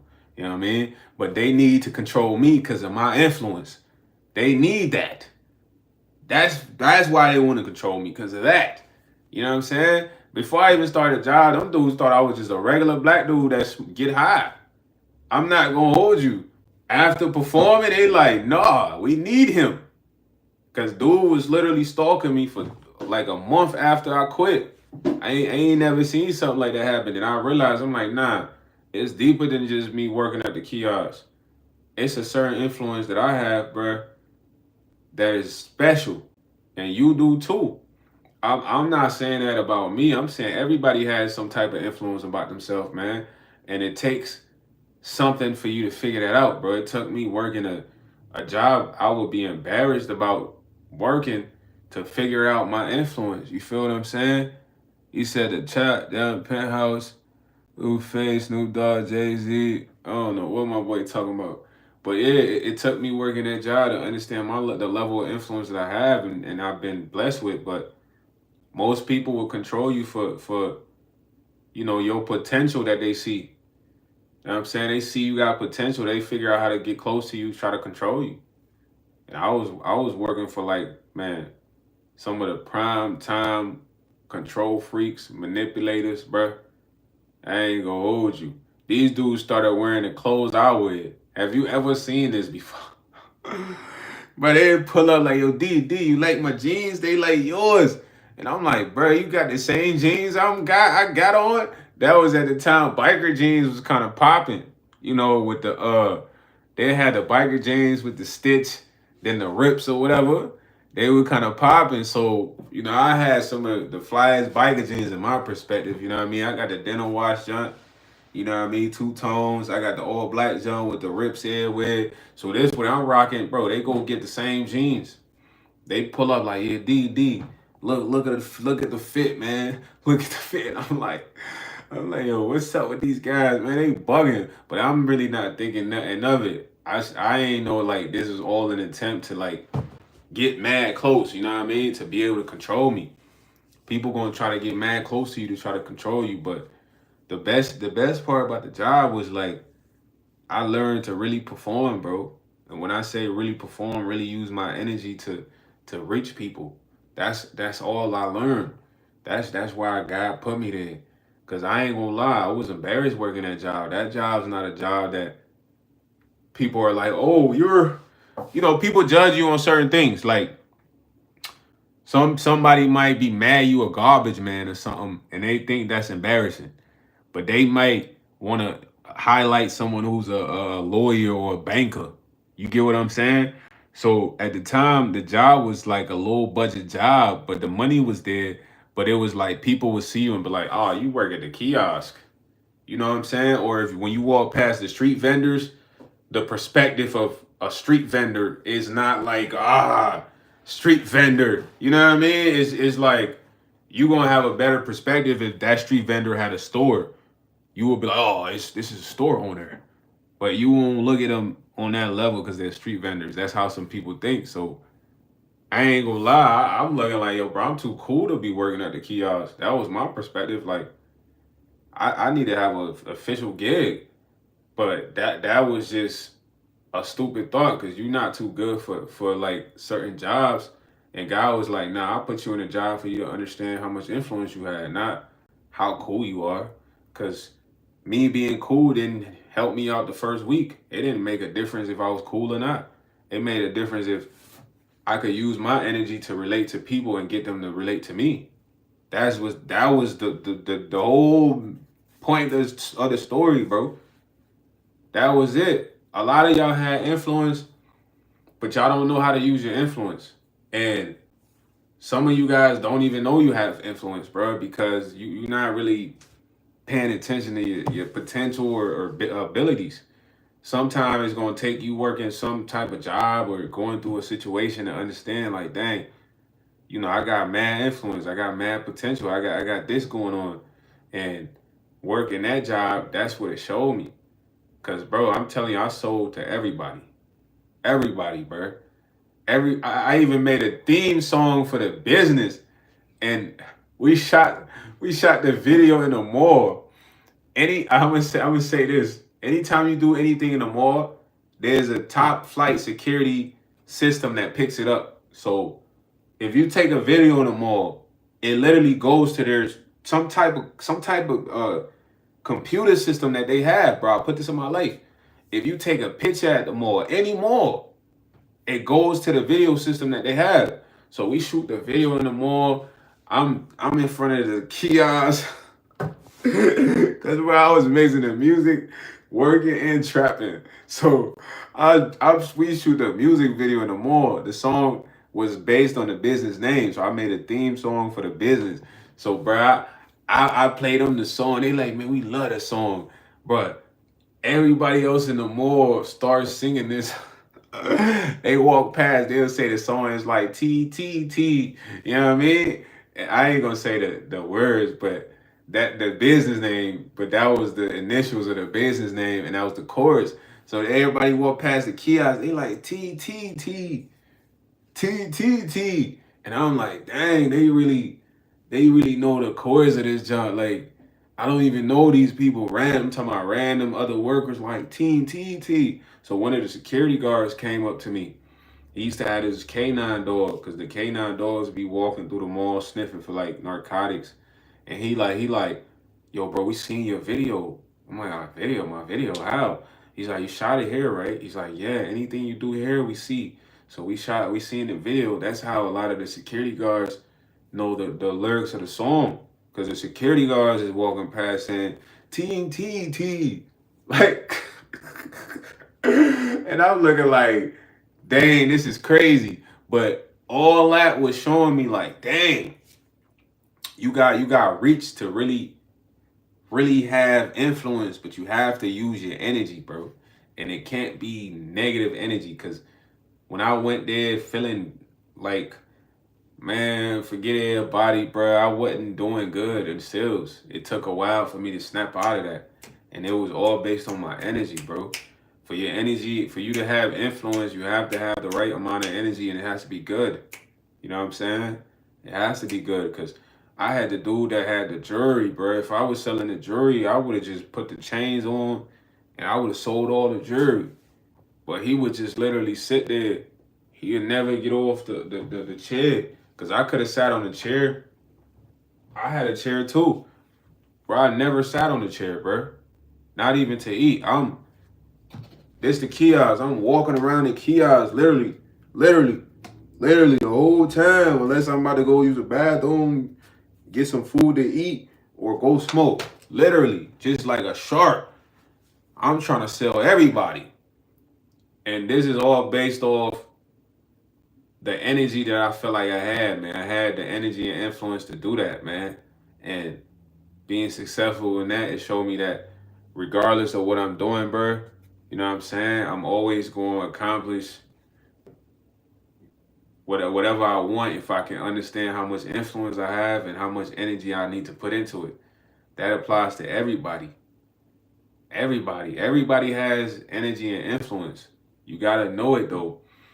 I explained that story to y'all because it took me having a job that I wouldn't consider a job I even want to do to know my potential and see my potential, and a lot of y'all got potential, y'all got influence, but y'all just don't know it yet. It's certain people that pay attention to y'all, or they do certain things because of y'all, or they start thinking a certain different way because you say something, and it's like tap in to understand that influence. You know what I'm saying?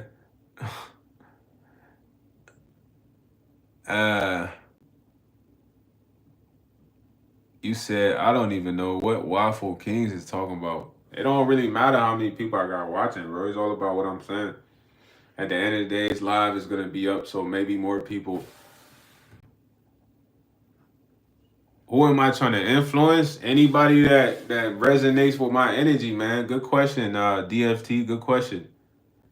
Anybody that resonates with my good energy, I personally feel like I can influence. I can even influence those who don't have good energy, but that takes too much. You dig what I'm saying? It takes too much, man. Those folks, they gotta heal inside first to be influenced. Is that there's it ain't about most people, bro. Listen, most people, bro, they trip about views, bro. They trip about viewers, and they can't be happy if they trip about viewers. I'm gonna be honest with y'all. Listen, I'm not monetized on YouTube, bro. So when I do the lives and I do the video for y'all, it's kind of like entertainment, bro. It's kind of like, real. It's not fraud. It's not like, hey, I have to do this video because I want to have 1 million views and I want to make a check from that, bro. I ain't getting no checks, bro. I ain't getting no checks from YouTube. I ain't monetized. So when you think I get on here and I care that if it's 7 people, if it's 3 people, bro, it don't matter. You know what I'm saying? At the end of the day, I'm going to speak on what I got to speak on regardless, broski. Some people might watch this whole thing through. Some people might not. You know what I mean? But it's not about going viral. I'm popular in real life, brother. I'm not celebrity popular, but I'm popular in real life. I don't care about that. People that care about that, I tell you all the time, they just have not enough confidence, bro. They don't carry enough confidence to feel like there's something in life, so somebody might be like, oh my God, there's only 9 people watching me. I'm nothing. Bro, I'm YS. Him, that guy. Him, Duncan, Himothy. Monday through Sunday, 365, even in the afterlife.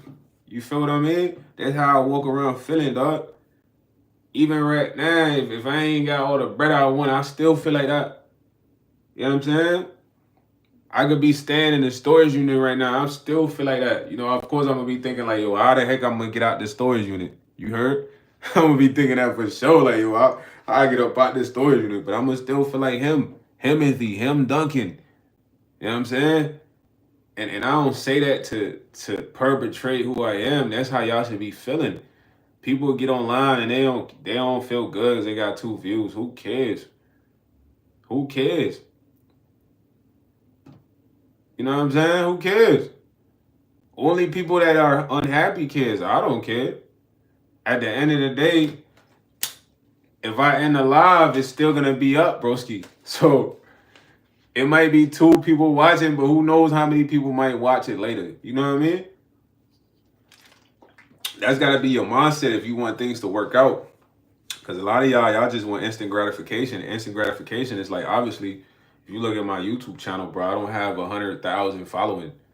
You know what I'm saying? I don't have 300,000 people in here. I don't have 100,000 people in here. So I'm thankful if I even have people watching, you heard? No bap. I'm thankful if people even tune in for the story time, you feel me? Because at the end of the day, those are the people that matter. It ain't about the people that's not tuning in. It's about the people that are tuning in, buddy. So if you are a streamer and you do want to stream, I would say stop worrying about the views because you're not going to get that right away. You hear me? That's going to take time.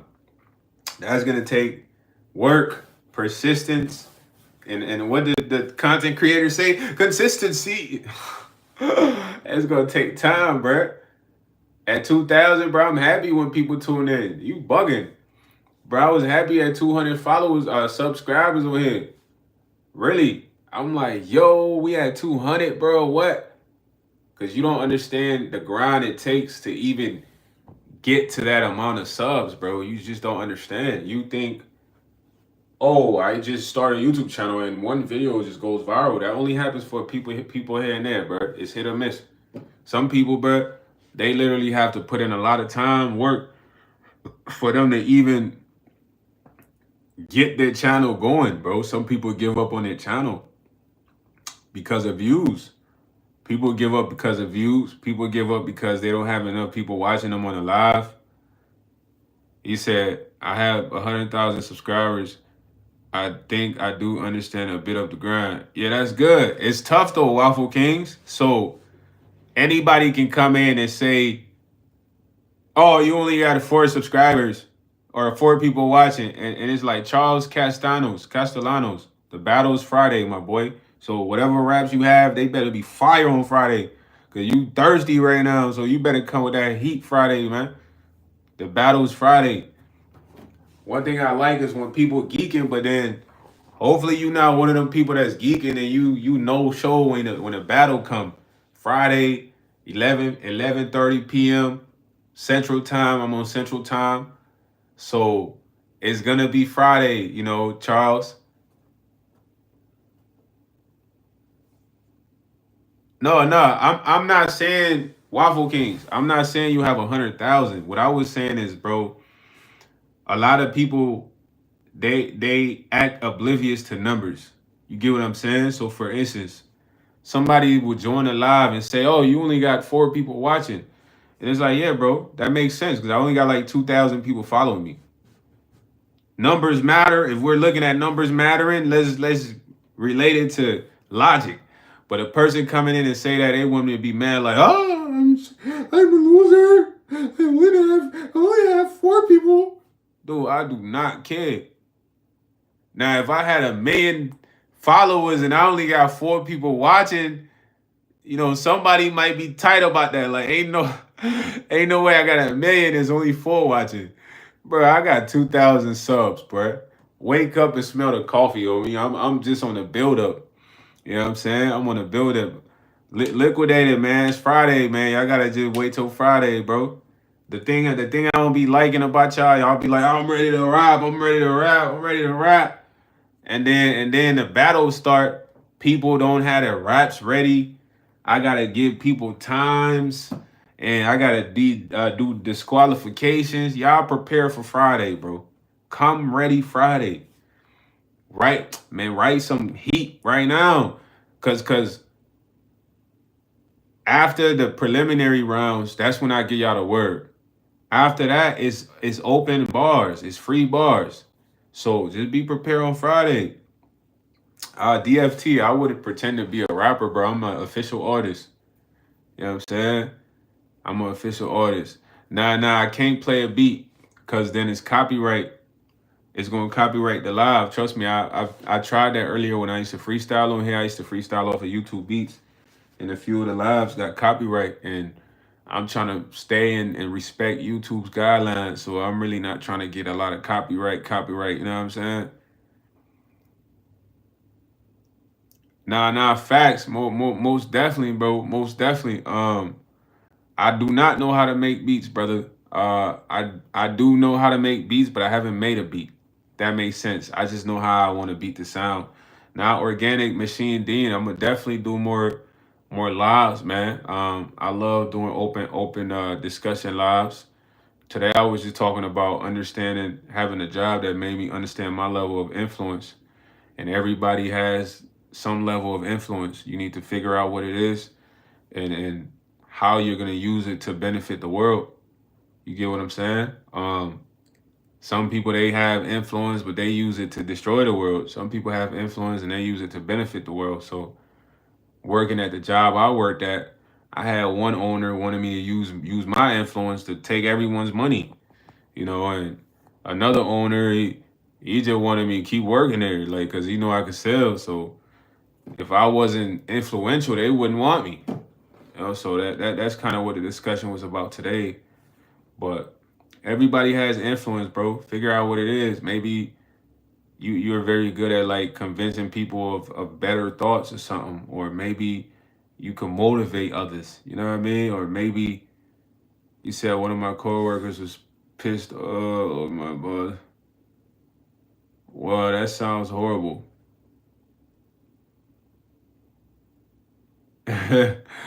So DFT, every artist has to have made a beat, huh?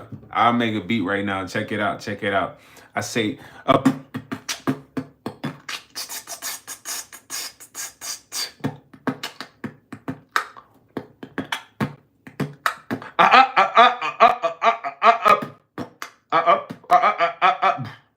He said, where can you make royalties? Any good startup? Royalties related to music.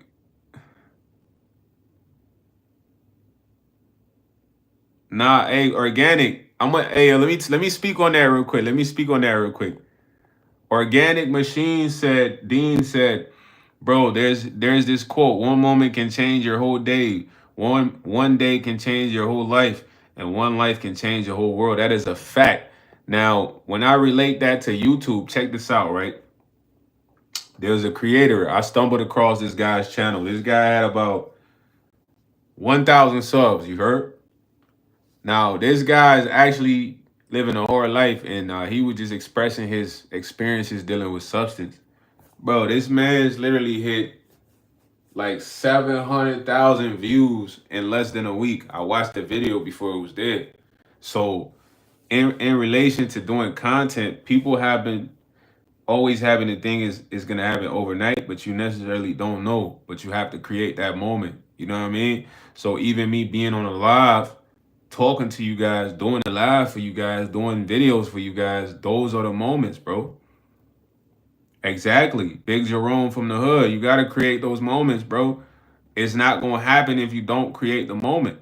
You know what I'm saying? We all want moments, but you gotta go make it happen. So yeah, I might not have 70 people in here like I will be lit off, but the 8 that's in here matter. But I'm creating that downfall spiral effect. You feel what I mean? To where we will get to that. You know what I mean? We will be lit. We will have more people. So this is me creating those moments right here. And it's all about who's within the startup of those moments. So I necessarily don't really pay attention to people that be like, oh, you know, this lit. Dog, right now, if you go to Future's live, Future probably got mad folks in there. Cause Future, he probably got mad followers. What's up, the Marcus the Don? It's always if you're going after something, it comes after you to go get what you wanted. When you going after what you wanted to just get by going after it. Exactly. Now I get exactly what Jerome's saying. You might not be able to process that because you're not thinking of how he's saying. You basically gotta go after something for it to come towards you, bro. You know what I'm saying? Yeah, Buzz Lightyear. Lightyear. No. Word, Big Jerome. I know what you saying, man. Nothing ain't coming after you if you ain't going after that. They ain't getting that though. They think something coming to them, walking to them. Nah, bro, you gotta put effort in. You gotta put effort in. Show that you want it. Rhinos. You say I look like a rhino? I ain't know I look like a rhino. Fred Baramaji Fred. Bro, I'm actually not going back to school, bro. Nah, but sometimes trying hard to make it harder. Exactly. Sometimes you put effort in to get something, it does make it harder, but then it's like, look at it like a game, bro. Like I like to relate life to a game, and most people who don't play games, they're gonna say, "Oh, that's childish" and all that, and it's like, yeah, but these people make games to help you understand how life is supposed to work. Do y'all get me? Everything is here to kind of show you how things are supposed to work. Like in a game, you gotta level up, bro, to get certain things in life. Am I lying or am I not lying? You have to level up, bro. At every point in the game, you have to level up to get certain things. So look at things like this. Sometimes you try to make certain things hard happen, and it's a little bit tough because you're in a level up process of getting there. You gotta level up first before you can have that item or get that thing or whatever it is. But you never gonna know if you're gonna go after what you never got, and that's facts. bro, even me playing Call of Duty, bro, at the end of the day, I'm creating movies, bro. When I say movies, it's like you gotta understand. 1 second, let me go get the clip real quick. 1 second, y'all. Y'all don't hang up. I said that like we was on the phone. Don't hang up. Don't hang up. Stay on the line. Let me get this phone real quick, cause DFD, you's a hater. You one of them haters. If I work with you, I'm gonna have to fry you a couple times for you to know I'm really like that. I'm about to cook you, you know what I mean? Just to show you your boy YS really like that. All right, hold on. Let me send this other clip. You feel me? DeMarcus the Don. Hey now, boy. Oh, hey now, boy. You gotta come in and cook DFD every morning at the job. You heard? Cause hey. You just look like one of them moms that just be, hey, now I gotta come cook you every day at work. Like, boy, I'm about to cook your ass this morning, boy. DFD like, yeah, you're not fresh today. Like DFD look like the type like your uniform today is not cool. I'm talking about just hating, DFT. What's up with you with all that hey, man? Doing all that hey. Nah. Amanda, trust me, I'm trying to get this gig right now, man. You can't even pronounce a 3-letter word. Dang, I didn't know I couldn't speak. My bad, sir. You a language teacher? Hold on. I'm about to show y'all the Call of Duty clips, and we're going to get an honest opinion. 1 second. Let me transfer this other one over, all right? I'm back, all right? So this is what I'm telling y'all right here. This is a prime example of what I'm telling y'all right here, all right? Now, we were talking about going after what you want, right? Dude said I need to focus on making beats. Now, why would I listen to DFT? Because DFT is a regular human. I don't have to listen to him at all. You know what I mean? At the end of the day, whatever I want and whatever I think is right, I'm going after it. So, bro was like, stop doing Call of Duty, this and that. It's not a game. But what I'm doing Call of Duty is to me is special. To you is not special because you may not think like, yo, what I'm doing is special, but it's creative, it's special. Now, these are some of my Call of Duty clips which I kind of put together, bro. We're gonna watch it. And I want to say, I think these clips are fire. Other people do too, but some people be hating on your boy, man, like DFW or DFT, whatever the name is. All right, now wait. Y'all ready? Let me play that jump for y'all. Oh, hold on, the sound off. I don't like when I do it with the sound off. That's boof. We're gonna run it back. Y'all ready?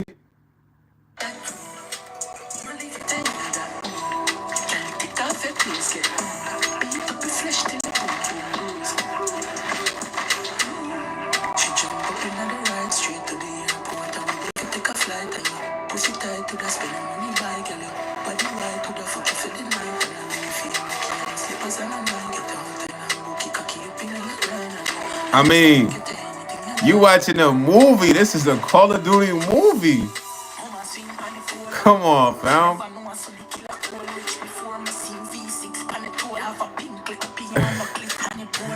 But hold on. Just to show you, it's like, bro, I do this regularly, bro. This is not something I'm doing. This is something I really like doing, bro.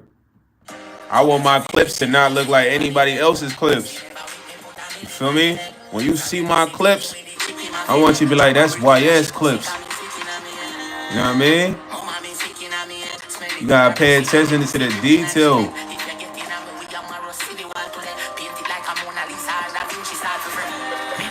Hey, DFW, hey, this y'all hard. Honestly, I didn't want to show this on the live because the music and then. But look, DFW, what you get like? Now imagine I really buy the full software, editing software I be using. It's like, bro, for dumb. This joint is lit.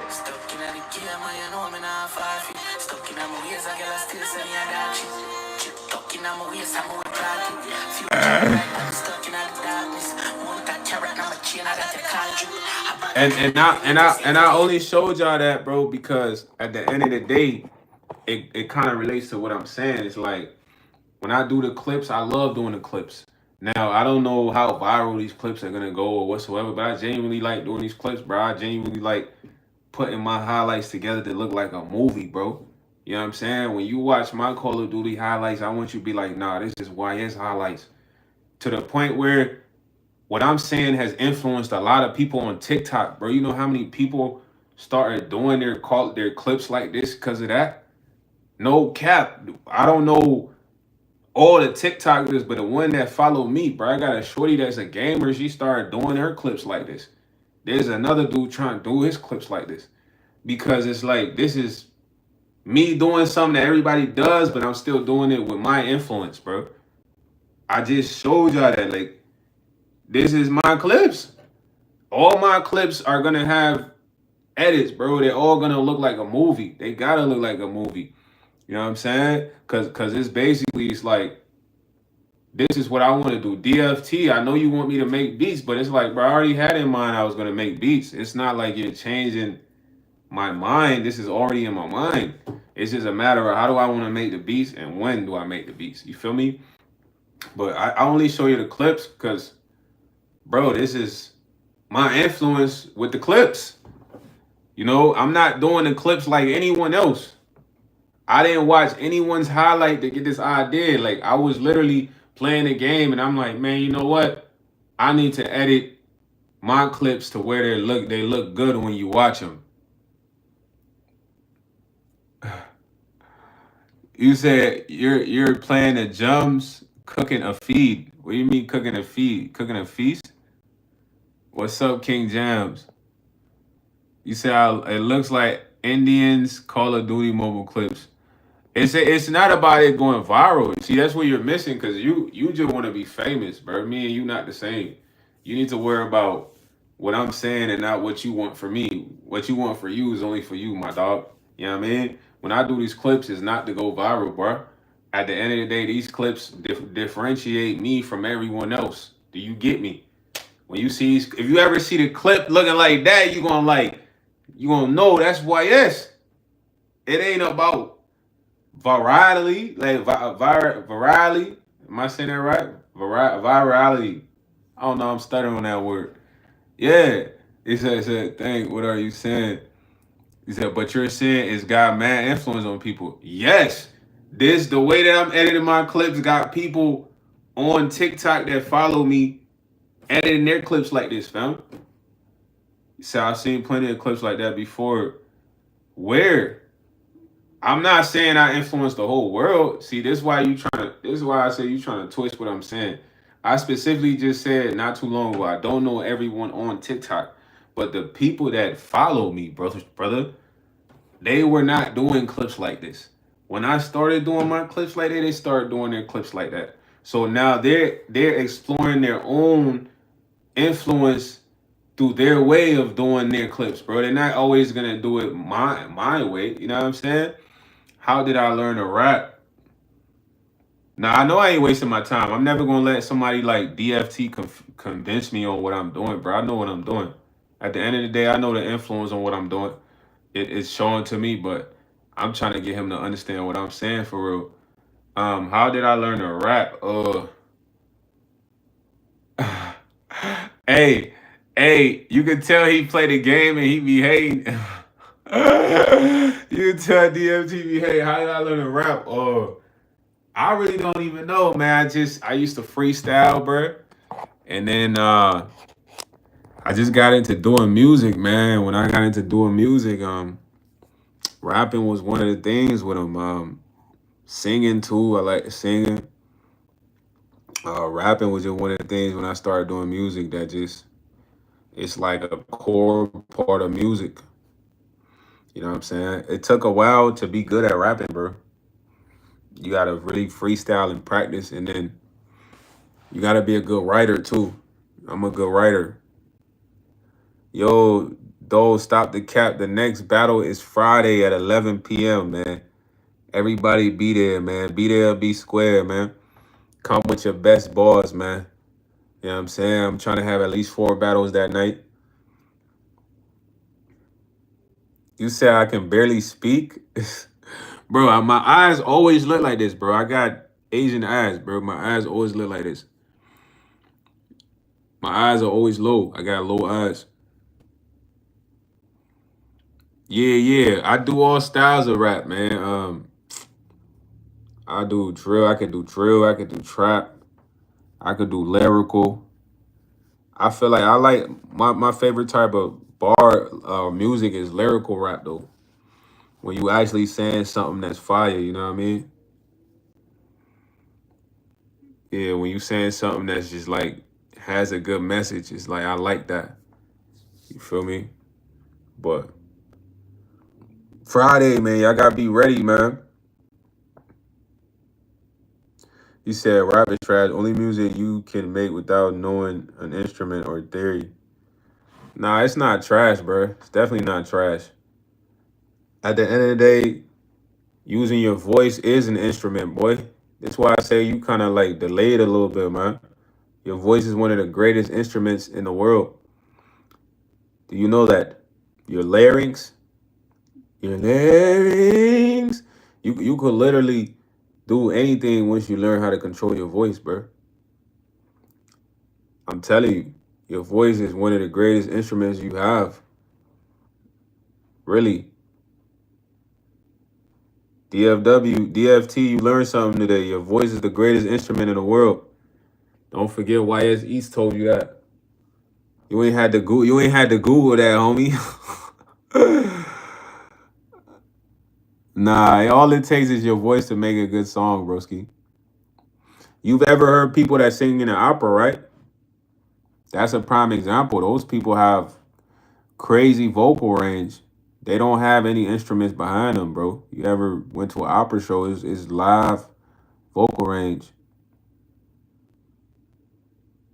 He said, still can't remember my name. DFT? Nah, I can remember it. I just, for some reason, want to say DFW from Arthur. It's too close to DFW. But they're using their voice. That's what I'm saying. Voice. And you could see the amount of percussion that the voice produces, bro, in that building where they're in. That's how strong the voice is. It's like it creates like waves, but that's like sound frequency, man. You're not ready for that, man. You're not on that level yet, bro. You on level 5 right now, trying to even get to normal lobby. You on level 5 right now. When you get to the lobby, we can talk. When you get past the lobby, you get to plus level 5. Then I can talk to you about sound frequency, my boy. You'll understand that better, and you'll understand why I say the voice is one of the greatest instruments. Like right now, my voice is piercing through the screen. Like the waves, when I speak, it's waves being created. Boom, boom, boom, boom. That's going through the screen. That's how you hear the audio. You know what I'm saying? But you got to really study sound frequency, bro. I kind of looked into sound frequency a little bit, and I figured out, I was trying to figure out what was the best sound to the ear. You heard me? Like you hear something, it just does something to your ear, and I figured it out. Yeah, sign language rapper is fire. That takes a lot of skill too, because you're interpreting frequency. But when I was looking into sound frequency, I was looking into the best sound to the ear, and I figured out the sound, bro. I figured out the best sound for the ear, bro. That once I figure that out, it's over.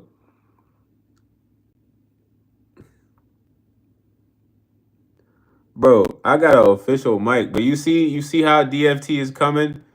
He's somebody that needs me to prove something to him, and I'm looking at DFT like, bro, you on level 5 at the bottom. I'm up. You gotta prove something to me, gang. Everything you talking about is like ABC, EFG, tomato soup. You know what I mean? What I'm talking about is like Harvard, Yale. You feel me? Like up there. And I ain't trying to diss you, bro, but you talking about I haven't made a beat yet talking about frequency and show me your mics and your setup, and I'm not showing you nothing, my boy. Go listen to the music, man. You can let me know how my setup is from what I recorded, you feel me? Is the setup good or bad? Hold on, I recorded this song right here off a setup. Hold on, let me play this song for you. Cause you eating right now. You what I call eating. You what an eater is? You full or you still gotta keep eating me? Which one? Are you full, DFT? Are you still hungry? What's up, G? So tell me, how was my setup? Because I recorded this song off my setup. DFT, you listening? That's why I say you on level 5, bro. You ain't even get to the lobby yet. When you get to the lobby, it's like you thinking normal. When I say you on level 5, you at the bottom. You get to the lobby, now you got a mental capability, mental capacity going. Right now you low level. We gotta send a freight elevator to come get you. Since you make beats, tell me about this. Cause I recorded off the setup you're talking about. That's why I said you're not on a level of understanding music yet, just because you make beats. I don't think you understand sound frequency more than me, my boy. And if you do, kudos, but you gotta know who you talking to. I'm somebody that's really fully in me, confidently, potentially, like, I feel like, yeah, I know I can take over, yeah? You talk all that beat making stuff, bro. I could probably make a beat colder than you. It's just a matter of me making a beat, bro.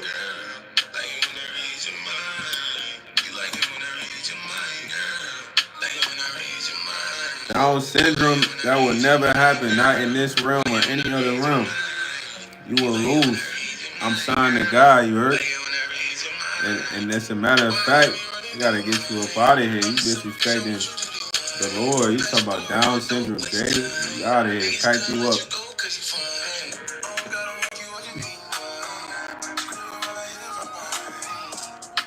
He said, you don't need to know about sound frequency if you can't make a beat.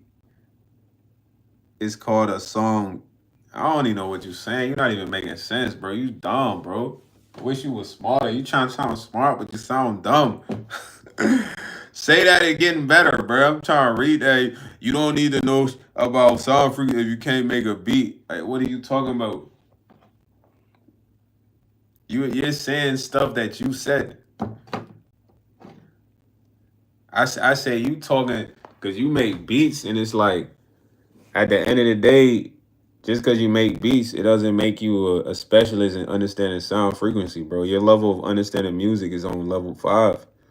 And talking to you, bro, I hope you get past that level. Because the level at which I understand music on is far beyond your understanding, bro. I might not even sat down on an iPad to make a beat, but it's so many better beats in my head that I have that you probably might not think of on this level. And I'm not trying to be mean, little bro. I'm just trying to help you. Because you too concerned with me. That's one thing I notice about you. That's why it's like you can't really be making fire beats like that. Second, you're trying to convince me of my perspective. You not making fire beats like that. Because if you was, you would only be thinking about that. You know what I mean? You're trying to convince me that, bro, I don't know anything about sound frequency because I'm not making beats. Like, are you dumb? I know about the snares, the drums, you know what I mean, the hi-hats, top hats. Well, I know about all of that, Goofy. So that's why I said you talking to me ABC right now, man.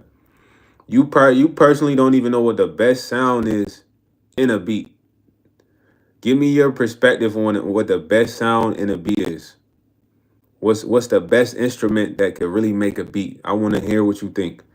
Don't say snare or none of that, drums or none of that, because it's none of those. What is the best sound, DFT? I want to know now. You want to burn it right now. I ain't gonna tell you either though, because I don't want you to. I ain't even gonna give you that knowledge because you ain't humble, bruh. So you gonna have to find that out. But I want to see if you know what's the best sound in a beat. What's the best sound you could put in a beat? Only a select few people know this, bruh. This sound right here does something to the eardrum.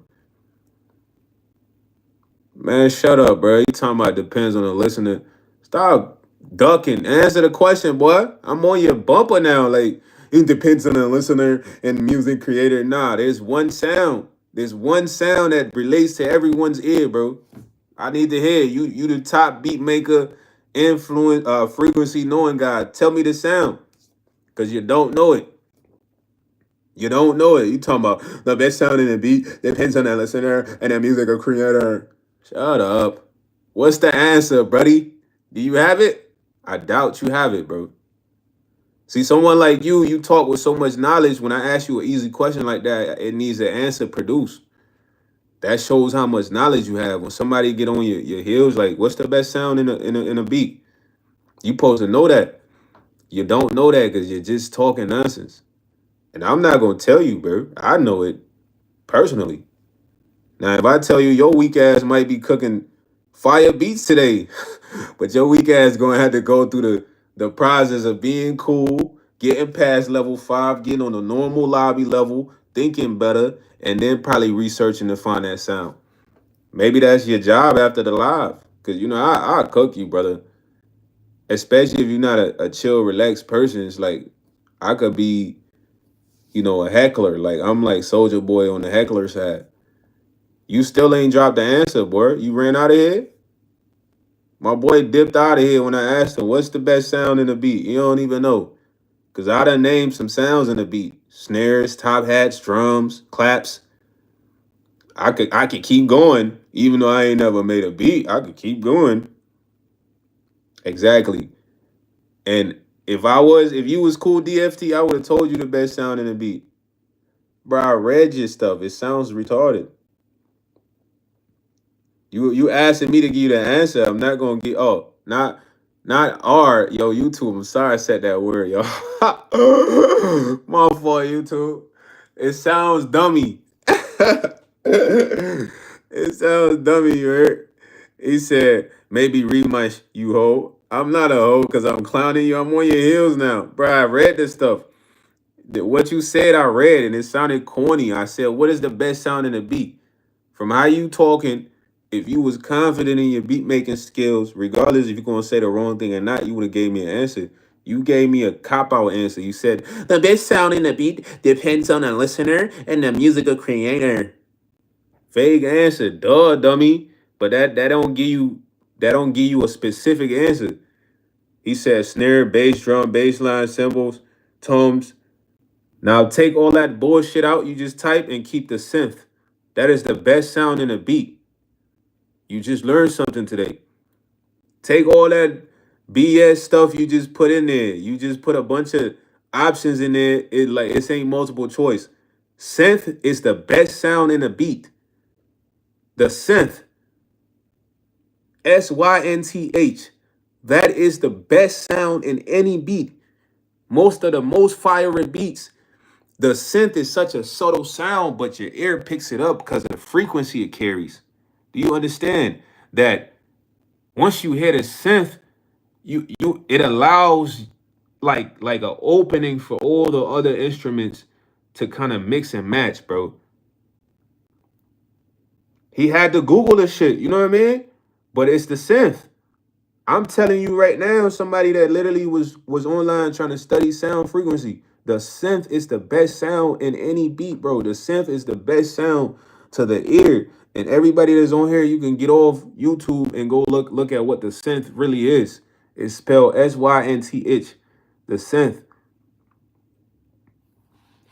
Duh, dummy. An instrument makes the sound. So if you're making a beat and I say, which sounds are you gonna add to make the beat? You're gonna add instruments. Now you're trying to like flip my words. Now I gotta talk to you like you slow or something, my boy.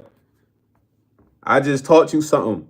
When you get your butt in the studio, synth, synth snares, some pianos here and there, guitars, you gonna have a fire beat.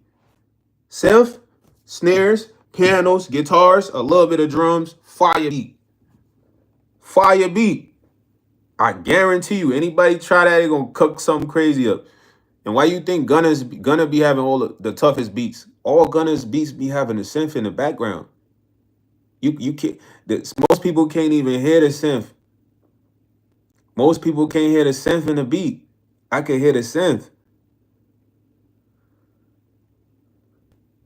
He said the best selling album in the world is Black and Black by AC/DC. Boy, ain't nobody listening to that, bro. Stop it. DFT, you learned something today. Stop talking, bro. Just be thankful. You put a list of options in there, and one of them was the right answer. You know what I mean? And I picked it out for you. Because I would have said it earlier for you looked up all that stuff, bro. But the synth is the best sound. But you were talking kind of nuts. He had to Google that joint. He's slow. I ain't slow, bro. When I'm talking stuff, I kind of got knowledge on what I'm talking, bro. And it's like, I got to talk to you like I'm your dad. I will. Especially if you talking like you just Einstein when it comes to certain knowledge. I got to talk to you like I'm your father. You know what I'm saying?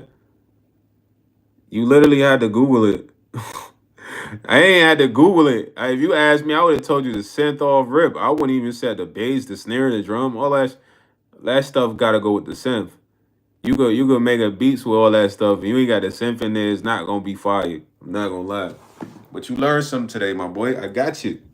Next time, be more chill, be more humble. I could have been gave you the answer. You know what I'm saying? My whole goal was to embarrass you a little bit because you talking like you beat maker Einstein.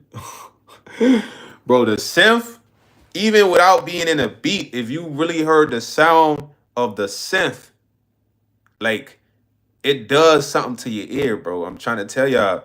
Everybody go look up the sound of a synth when you get off the tube, bro. You said you can't even read my writing. Bro, nobody cares about AC/DC, bro. You're talking about something that's completely unrelated to feel better about me trying to embarrass you. You got embarrassed, buddy. I embarrassed you in front of the chat. But in the process of being embarrassed, you learn a lesson. You learn what the best instrument in a beat is, the best sound in a beat is, the synth. Now, you might leave this live and be annoyed at YS, but your slow ass learned something. You heard? You learned that, hey, my boy put me on the best sound. Now, somebody like you talk too much. I don't like people who talk too much. You know what I'm saying? This is how I talk to him. Not nice. D-bag mode. And I'm not angry or nothing. I got to talk to you like I'm your dad. So get in the booth. If you want to make a fire beat, don't listen to anything else I said. Who cares? But the synth, add the synth, add some pianos, some keys, add some guitars, add like slight drums. Bro, you're gonna have the most fire beat in the world.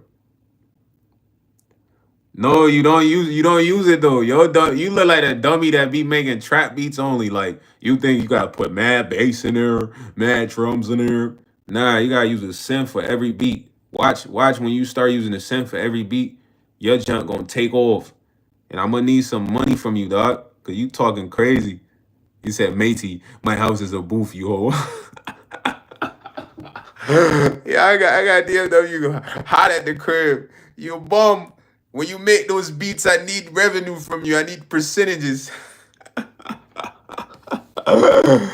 Nah, he said rap music. I don't make rap music. It doesn't matter, broski. I'm just teaching you something, man. Next time you come on here talking like you the Einstein of music, you better mention the synth and not look nothing up. Yo, Charles Castanos, I promise you, we're rapping on Friday, bro. Just chill till Friday, man. You know what I'm saying? DFT, I love you though, man. You better take my advice if you want to cook up heat. Don't be in your feelings off the live, man. I ain't in my feelings. You talking mad trash to me the whole live. So it's all love, broski. Get in the booth, execute. Don't forget what I told you.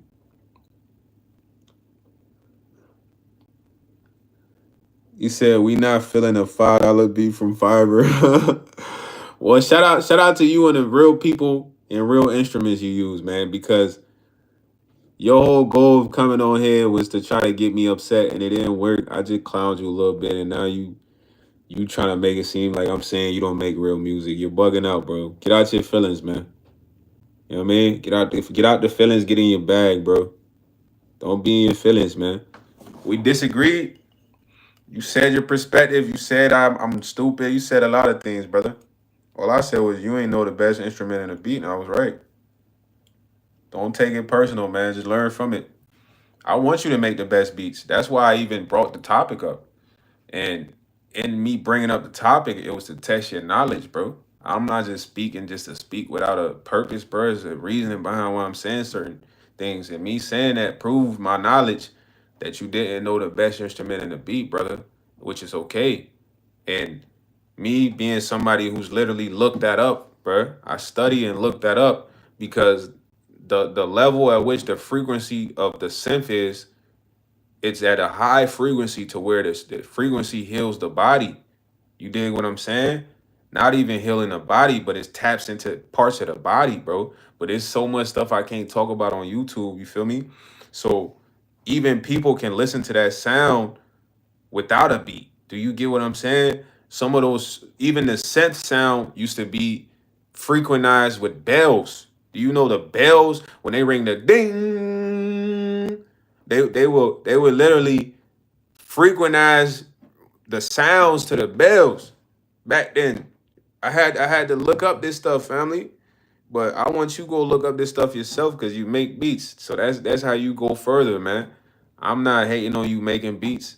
Good luck making beats, man. I want you to be successful. I know how to make beats in my mind. I just haven't done it physically for real. You feel what I'm saying? So anybody interested in making beats, man, put some synth, some guitars, you know what I mean? A little bit of snares, light drums. You gonna have a hit, bro. You said my neck hurt. What? Nah, my neck. Bro, nobody cares about ACDC, bro. Who's talking about that? You're the only one. Like, it's 2025, brother. You can't be trying to, like, win an argument off of talking about something unrelated. We talking about beats and instruments. You talking about the best album.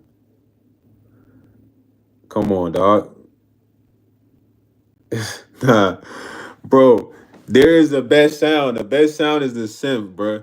I'm telling you. You just don't know it because you don't study history. I study history.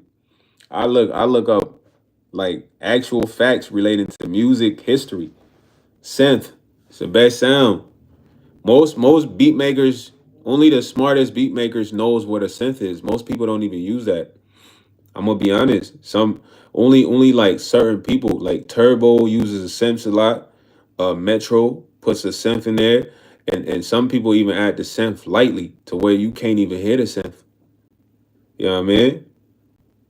That's the best sound you can put in a beat, broski. It ain't gonna hold you. The synth. And if you don't believe me, look up the sound for the synth. It'll tell you all the properties it's associated with. But I ain't got time to go back and forth with DFT, man. I just wanted to educate you, broski. But I had to do it like I'm your dad. DFT, I'm your father. I tell you like you my son or something, bruh. Cause when you talk to me like that, how you think I'm gonna talk to you? Like, come on, man. I can't hold your hands if you trying to throw rocks at your boy. But I just want to educate you, bro. Now you can make the best beats of your life. You had to argue with me to get it out of me, but you got it out of me for me pressing you.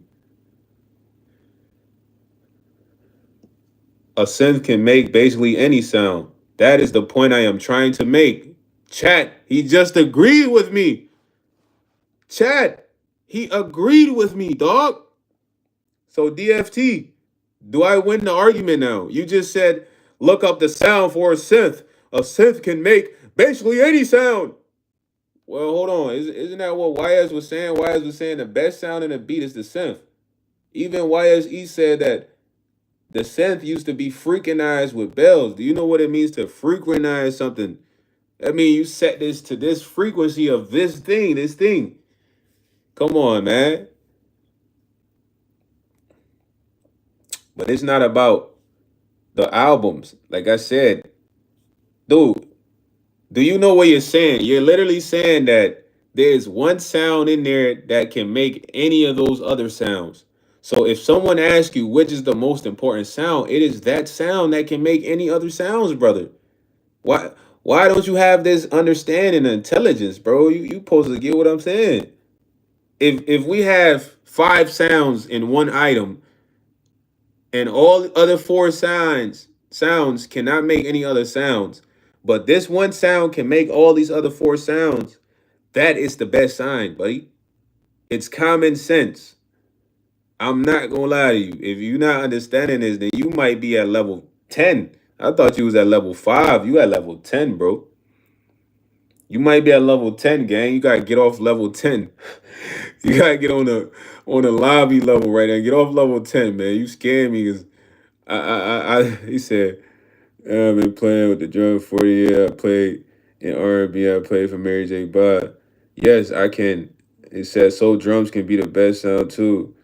Jeremy just told you, bro. What I'm trying to say is, you're trying to make me seem like I'm trying to downplay all the other sounds and the beats. Nah, my thing was you was understanding like you was acting like you had the most knowledge on sound frequency, but I felt like you was misunderstood because you literally just agreed with me. You said when I look up the sound for a synth, it says a synth can make basically any sound. The purpose of me asking you, bro, what is the best sound in a beat is for you to understand, for me to understand your level of sound frequency understanding. When I asked you, you provided a list of other sounds that the synth makes, dummy. You're a dummy? The synth makes those sounds, my boy. So it's almost like you were listing irrelevant options, bro. All you had to say was the synth. That is the best sound. That sound can make any other sound, buddy. So you agree with me finally, but then you still trying to, win your little argument, my guy. It's like, yo, I just wanted to educate you, bro. That's it. Nah, you told me, my man's told me because I never made a beat, I shouldn't speak on sound frequency. So I said, oh, well, that's a crazy statement to say because anybody that understands sound frequency doesn't need to make a beat really to understand sound frequency. That's it. But bro, I want you to make the best beats. I'm not hating on you at all, bro. I want you to make the best beats. That's why I just gave you the source. Now you owe me some bread when you become a major producer. Even though you kind of a douchebag a little bit, when you making that bread, you need to throw me some. This way you got the sauce. You feel me? You feel me, Dono? The Marcus the Don. Nah, that boy owe me some cheese. He mad at me right now for no reason. It's like, yo, gang, I'm trying to look out for you. Look, he said, matey, if a synth can make any sound, that means any sound is the best. So every sound is equal. So there ain't no best. Nah. The synth is the best. That's the only sound that can make any sound, my boy. Besides it making any sound, there's other properties that you're unaware of. And your homework today, I'm your pops. DFT, I am your father. Your homework today, Sonny, is to look up other properties of the synth beyond music. You know what I'm saying? Once you do that, we can maybe talk, man. Maybe then you'll be on lobby level. Cause you went from level 5 to level 10. When I say plus, that means you up. When I say just the number, you down. But you make beats though, so prove me wrong tonight. Execute what I just told you and see how the beat sounds. It's gonna be one of your best beats. And in that moment, you're gonna remember this live. You're gonna be like, dang, he was right. This is one of my best beats because you utilize the synth. Mate, you couldn't even come up with a good username. Let alone a song. Absolutely 100. He sounds intelligent, DFT hum. I'm saying you still mad at me. You still worried about the wrong thing. I told you, get out of your feelings, bro. Even if you make songs, find a beat with the synth for you to have a good song, broski. Cause that sound is what the ears like to hear. Forget everything else I said, bro. That sound is what the ear wants to hear, my boy. That is the sound that is like sweet, sweet sound. You know when they say it's a sweet sound, like it's such a sweet sound. It's like it enters the body. Do you get me? I don't care about you making beats, me making songs. It doesn't matter. What I'm trying to teach you is, bro, that's what the body wants to hear, the synth. The body wants to hear the synth, bro. That's all. When the body hears the synths, it hears the drums, it hears the snares, it hears all those other instruments in one. No, you talking about the ears like whatever. No, the ears want to hear one sound specifically. It's called the synth, and it's a sweet sound. Anybody that's a musician, they can attest to what I'm saying that really gets what I'm saying. Because if you talking about the ear want to hear whatever it wants to hear, it's like, bro, when the ear hears the synth, it's hearing the drums, it's hearing all the other sounds that it can make. It's like an all-in-one special. Who don't want an all-in-one special? Come on now. I love y'all though, man. DFT is an arguer. My boy is a debate king. I ain't no debate king. I just put homie on the sauce. So even if you make beats or songs, you want them to be fire, get them with the synth. You ain't getting a synth, that joint ain't gonna hit. It's not gonna hit. And don't be in your feelings, bro. It's all love. I want you to make the best vibes ever. Like, I don't hold knowledge.